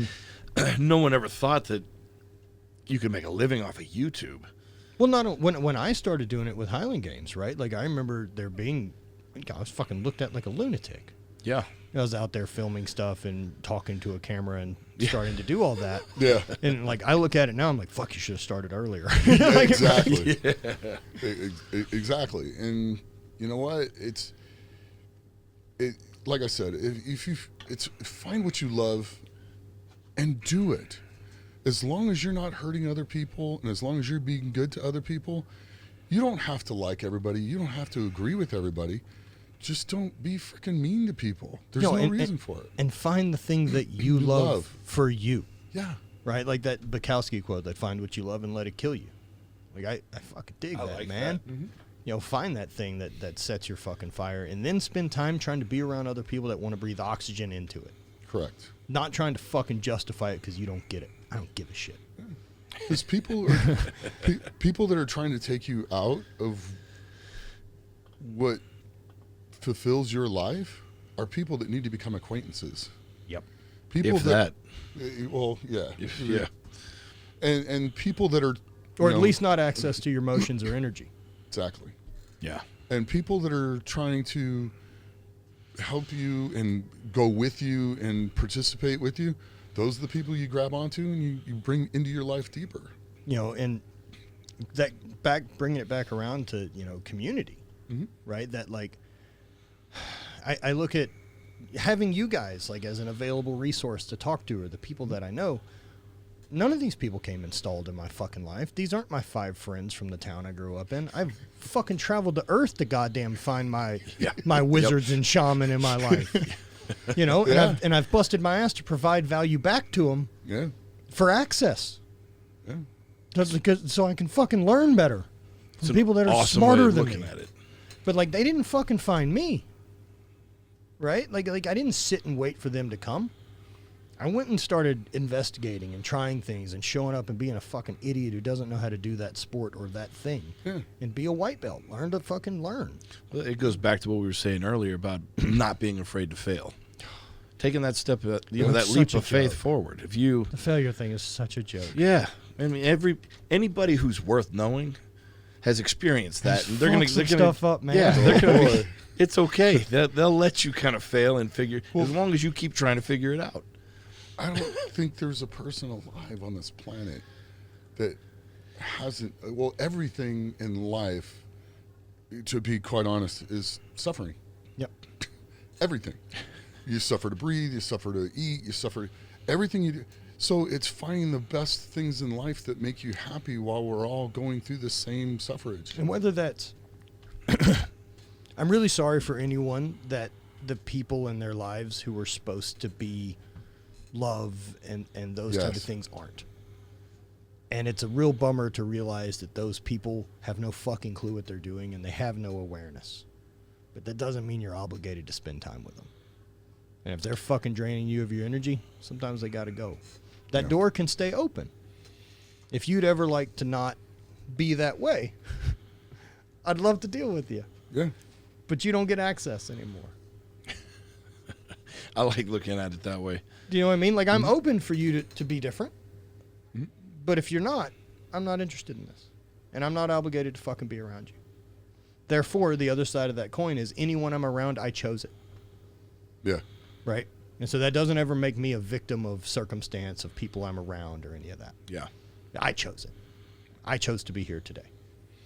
And, man, taking that ownership, I think so many people think that they're not at the wheel. They're not making those choices. They're not free to do it. But they make every choice. Everything. Everything. The person who's responsible for everything that goes on in your life is the one staring at you back in the mirror. Yep. Plain and simple. And if you're not happy with the way that day is going or the way everything's going, that's the person staring you back in the mirror who's got to fix it and a change to what you do like. And it sure as shit isn't going to be answered by that one moment if you think it is. Because, man, I did that too. I did that shit, man, where I was an asshole. I was an asshole and I was selfish. And look, pursuit of your own thing. That's how it fucking goes. We're all selfish. But feeling like it justified the being an asshole. That it justified, like, the idea of, like, well, like, you know, I'll miss family things or whatever it was because I was training or traveling or doing whatever it was. And it was just like, well, if you'll see when I get there that it'll sort all this out and you won't care.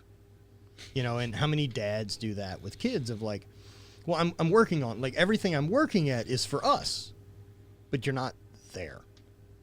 Yeah. And there's a difference. And so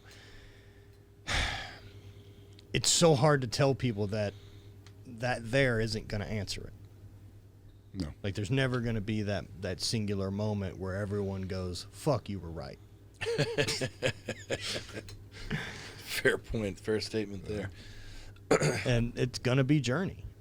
You know, no one's fucking reading books that are just written about the view from Everest. It's always climb. Yeah. Yeah. And so better strap in for the climb because that's the good part. If you don't enjoy the climb, the view ain't shit. Yeah. You can just take a picture of the view. Well, you're up there for what, 3 to 5 minutes, and then you're off? I'm out. That's not for me. Like, I don't know why I got into climbing Everest ain't fucking for me. Dude, I got into a thing where I probably watched for like 3 or 4 weeks straight all these different films about mountain climbing. Yeah. And I do it all the time. 14 Peaks. 14 Peaks is great.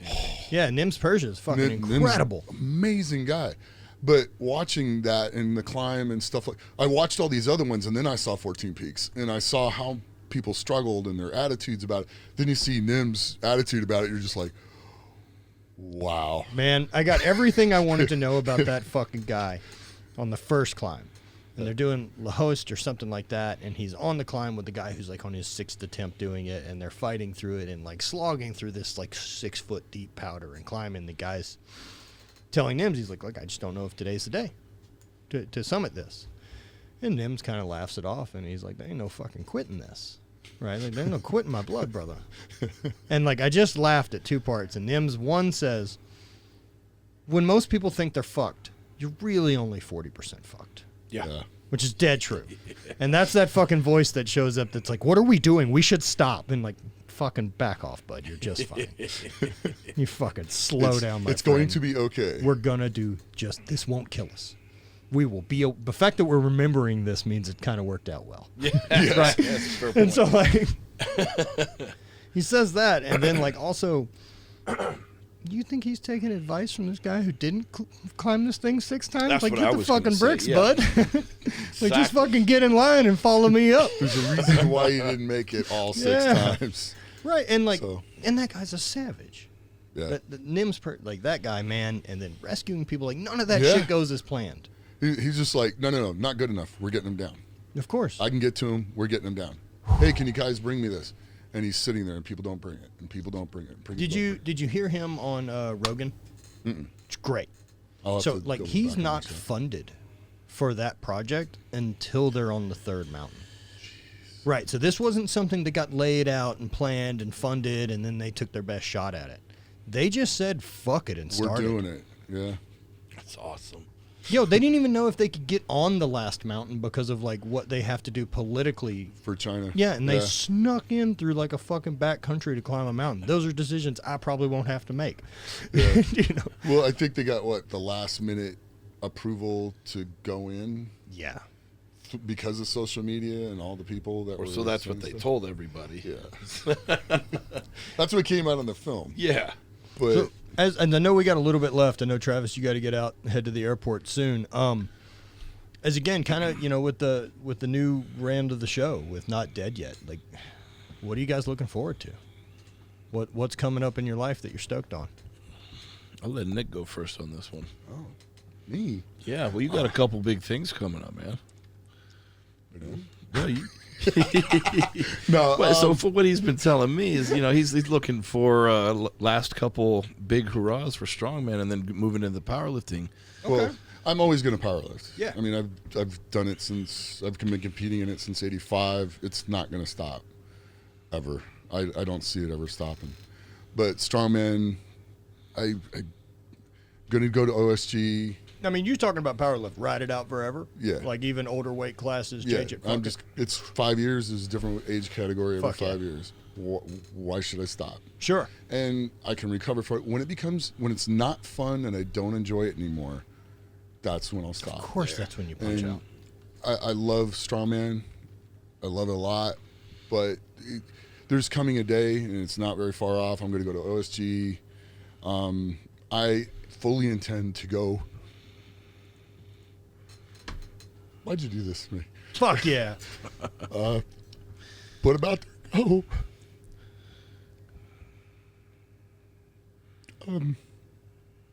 Fully intend next year. Colin's talking about putting a Giants live show on in Vegas and either qualify for Worlds or leave them there. I'm for it, man. Yo, it's been a run. Yo, what a celebration of it. Like, remember, that ain't a fucking funeral, dude. That's a celebration. That's what it should be. That's a fucking life of work. Yeah. Be proud of it. Like, it isn't like the time's done. Man. Oh, I'm so proud of it. Fuck yeah. And there's things I'm gonna miss about it, Of course. but there's neat things. There's the next chapter. I mean, if we start filming the show, great. If we don't, I think Brian, Eddie, and Robbie and I are gonna just do it ourselves anyway. Fuck yeah. Well, that's the So- beauty of the power of YouTube. Fuck you know. people. I don't need the old guard to fucking support this dream anymore. That's a fair point. But it's still, I love it all through and through. So it's hard not to go out onto that field with everybody. It is, right? Except now, yeah, I look at it with mine too, right? Like making peace with the end of my career when I wasn't ready for it. And I don't know that we're ever going to be. Yeah. And I want to get out while I'm still on 2 feet. Sure. And you can have a bigger impact in Strongman not competing. Yeah. That's kind of what I was thinking is you're not ever going to not be there. True. You know what I mean? That's In some shape Well, or that's form. up to you. now. Yeah. That sport No, will no, always I- fucking welcome you. You know what I mean? Yeah. That it's up to you whether you want to do it or not. You don't owe it to it. No. And- I love it, though. You're right. What else do I? It's one of those things that I love that I want to be part of till the day I pass. Fucking A. Yeah. To the day I move on to the next life. Hey, man, I think it's rad to know that. So it's kind of like, I love it. I want to be around it. I'm very emotional about it, but I want to go out and put my shoes out. Yeah, damn right. Yeah. It's fucking awesome. How about you, Trev? I got a few things. If you don't cry, it's not as cool as Nick's. Sorry. I'm just that emotional type of guy sometimes. Same boat. I care about I'm things. not interested in fucking leaving anything not as real as I want it to be. If I'm fucking sad, I'm sad, man. If I'm excited, I'm excited. I'm not hiding that anymore. I'm a fucking old man. With a fucking fake knee. Like, I'm officially old, right? Like, I can say that. Like, I'm 40 with a fucking fake knee. Like, I've retired from sport to injury and have a fucking metal part. Like, I'm an old guy. I'm good with that. Like, I can't pretend I'm a kid anymore. Yeah, that's. And so one of the advantages of being an old guy is I don't give a fuck what you think about what I'm doing. Yeah. So me, like I said, a few things. I've got obviously my coaching business. I'm really trying to build up. It's one thing to be able to compete in competitions and then feel that rush of when you've done something and you've built and won and all of that. But that's just me. Now, I have all these athletes that are doing it, so I get to win and experience it every time they do, because I've invested in them. And I come from a long line of teachers and preachers, so it's in my blood. Coaching is something I can't help but do. I've done it since I was 14 years old, working out in my garage, and my friends would come over. But building that up, I still feel like I need to lead by example. So I got to lead the charge from the front. I can't just stand in the back and give orders. And like this contest yesterday was me leading from the front. I almost died last year of a leg infection, along with rhabdo at the same time. So you talk about physical pain that was just awful. And it screwed me up so bad. I had this huge hill to climb this year. And this contest, I signed up for this contest not even sure I'd be able to train, let alone compete. Yep. And so I had to find a way to make it happen. And so I spent a ton of money on different therapists and different doctors and trying to figure out blood tests and all that shit.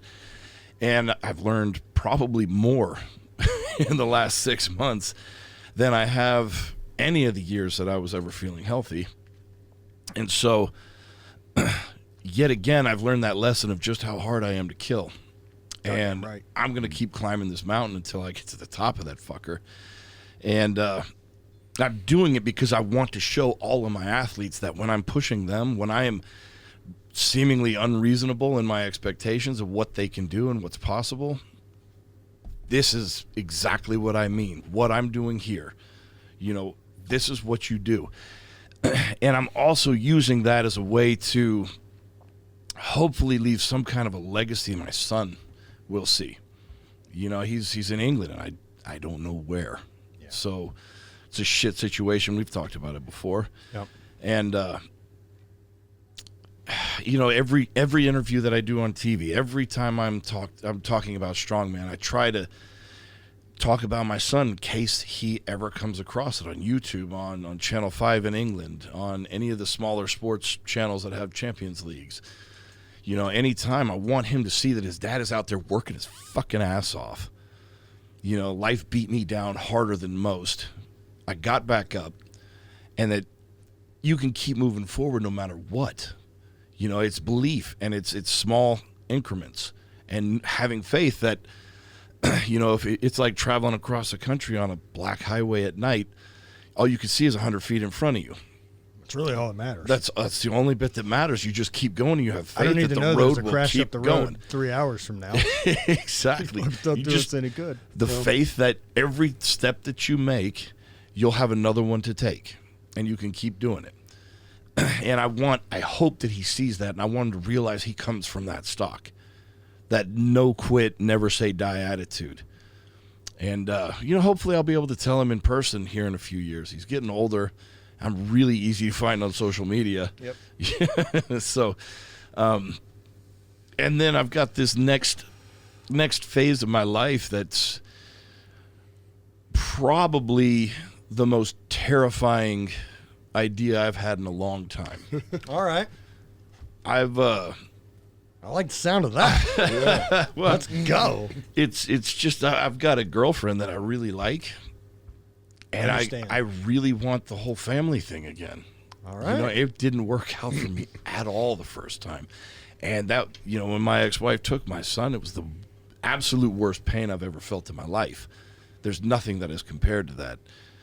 So the idea of having another kid, that was, my son's 12 now. The idea of doing that again and risking going through that again with all of the destruction that it brought is terrifying. I've got a lot to lose, man. And I don't want to do that again. I don't want to go through that, but I'm not a fucking pussy. But what was the point of climbing out? I'm not gonna shy away from a challenge because it beat my ass once before. And especially through my dark days of all that, like I realize now, and I can definitely be aware that I had depression and I had other things going on, but I never got suicidal, right? Like I never got there. And for those who have and have gotten serious about it, and I know that we've shared your story, right? That you're on fucking borrowed time. Well, it makes you appreciate every day that you have, and that. So why live anyway that's not 100%? Yeah, that's exactly it. And that's why I appreciate your 1612. That's why I appreciate the concept of what was it you said? Bukowski said, "Find what you love and let it kill you." Find what you love and let it kill you, and that 100%, man, that resonates to my very core, and in doing so, inspire other people to find what they love and let their love and their passion kill them. Do it forever. Yeah. They don't have to love the same thing as me, but I want people to experience the passion that I've got for what it is I do. Fuck, man, that's the big one, dude. It's like, I don't care how you want to live your life. Yeah. And like with my mentorship group and working with people like with lifestyle design, it's like, I'm not recommending this lunacy entrepreneurship thing I have fucking flying through space in. I wouldn't wish Strongman on anybody, man. But I want you to find something that lights your fucking fire the way my life does mine. Yep. Well, the craziest thing is if you find something you love to do, you end up making it and making a living out of it anyway. Well, but that's the problem solving. You don't have to. That is, yeah. The same way that we have to problem solve training through plateaus and this injury and that injury and a roadblock and how do I get around it. That's still the same problem you're running of like, well, how do I fucking make a living with the skills I have? Yeah. Yeah. And it's a constantly moving fucking thing. Especially now, if I look back 10 years ago and was to tell that guy what I'm doing for a living, you're a fucking liar. No fucking way you get to travel and make shows and do all this other shit. You're and bullshitting for money. Fucking crazy. And so I'm sure as shit not trying to pretend like I have any idea what's 10 years down from now. I'm focusing on doing this the best I fucking can because the opportunity's here. And the better I do this right now and the more I live in the present and be fucking really into it, the better that guy's set up. Yep. Yeah. I don't know what he wants to fucking do. I'd like him to have as many options as possible. I know I should probably be in shape. I should figure out how to probably manage eating food correctly and not like a dum-dum. There's a couple things you got to set the foundation for so you can experience things to the fullest. Yeah, absolutely. Right. But, that people ask, why are we here? Is it for this? Is it for that? Is it just simply to procreate and to exist? Or is it to create our robot overlords that eventually take over with AI? It could be that.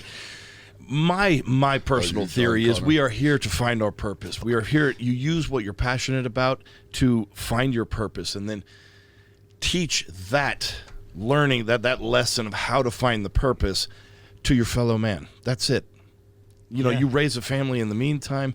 You do whatever else in the meantime. But if you find your purpose and you've shown others how to do the same, you have lived a complete life. Dude, the biggest lesson that I got out of the years of training and pursuit of what the sport thing was that it's problem solving, right? And especially going into making your own living based off of this, that's the job.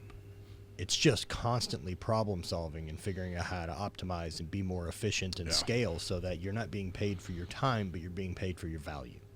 Yeah. Right?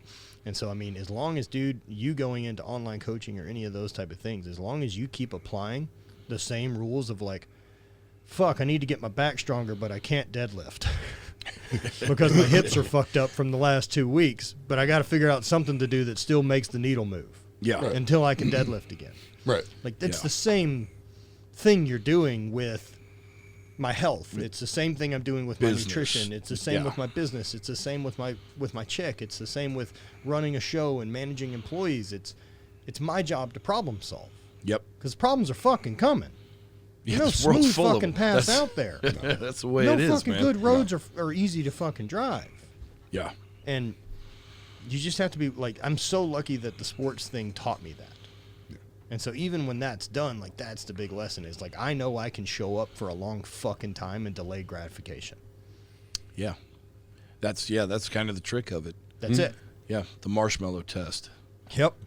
Right. That's exactly right. It was a great that's a fucking great study with the kids and the marshmallow. Hey, just so you know, it's like we're wrapping it up. All right, cool. Where can everybody find stuff from both of you? I'm Travis_Ortmyer on Instagram. It's basically how I run my coaching and finding people is through there. I also have a website, Travis Ortmyer or TexasStoneman.com. If anybody's looking for coaching, that's a way to get a hold of me. Heck yeah. Yeah, I'm on Instagram, YouTube. Everything is Nick Best Strongman. So you just Googled it. Yeah. Are you coaching? I'm doing some coaching. I take a limited amount of people, but if you're interested, just pop me an email. My email's on Instagram in the link tree. So just click on that and send me an email saying what you're interested in, what you're looking to do. If I have any openings, I'll let you know. I'll talk back. Hey, yeah, I'm good for. I'm either full or I have time. So let's get this worked out. And awesome. We'll go do it, brothers. Love you guys. I love you too. Appreciate it, man. Love you. Yeah. Thank you guys for coming in and enjoying our space. Love this space, man. This is awesome. Thank you guys for listening. We'll talk to you next week.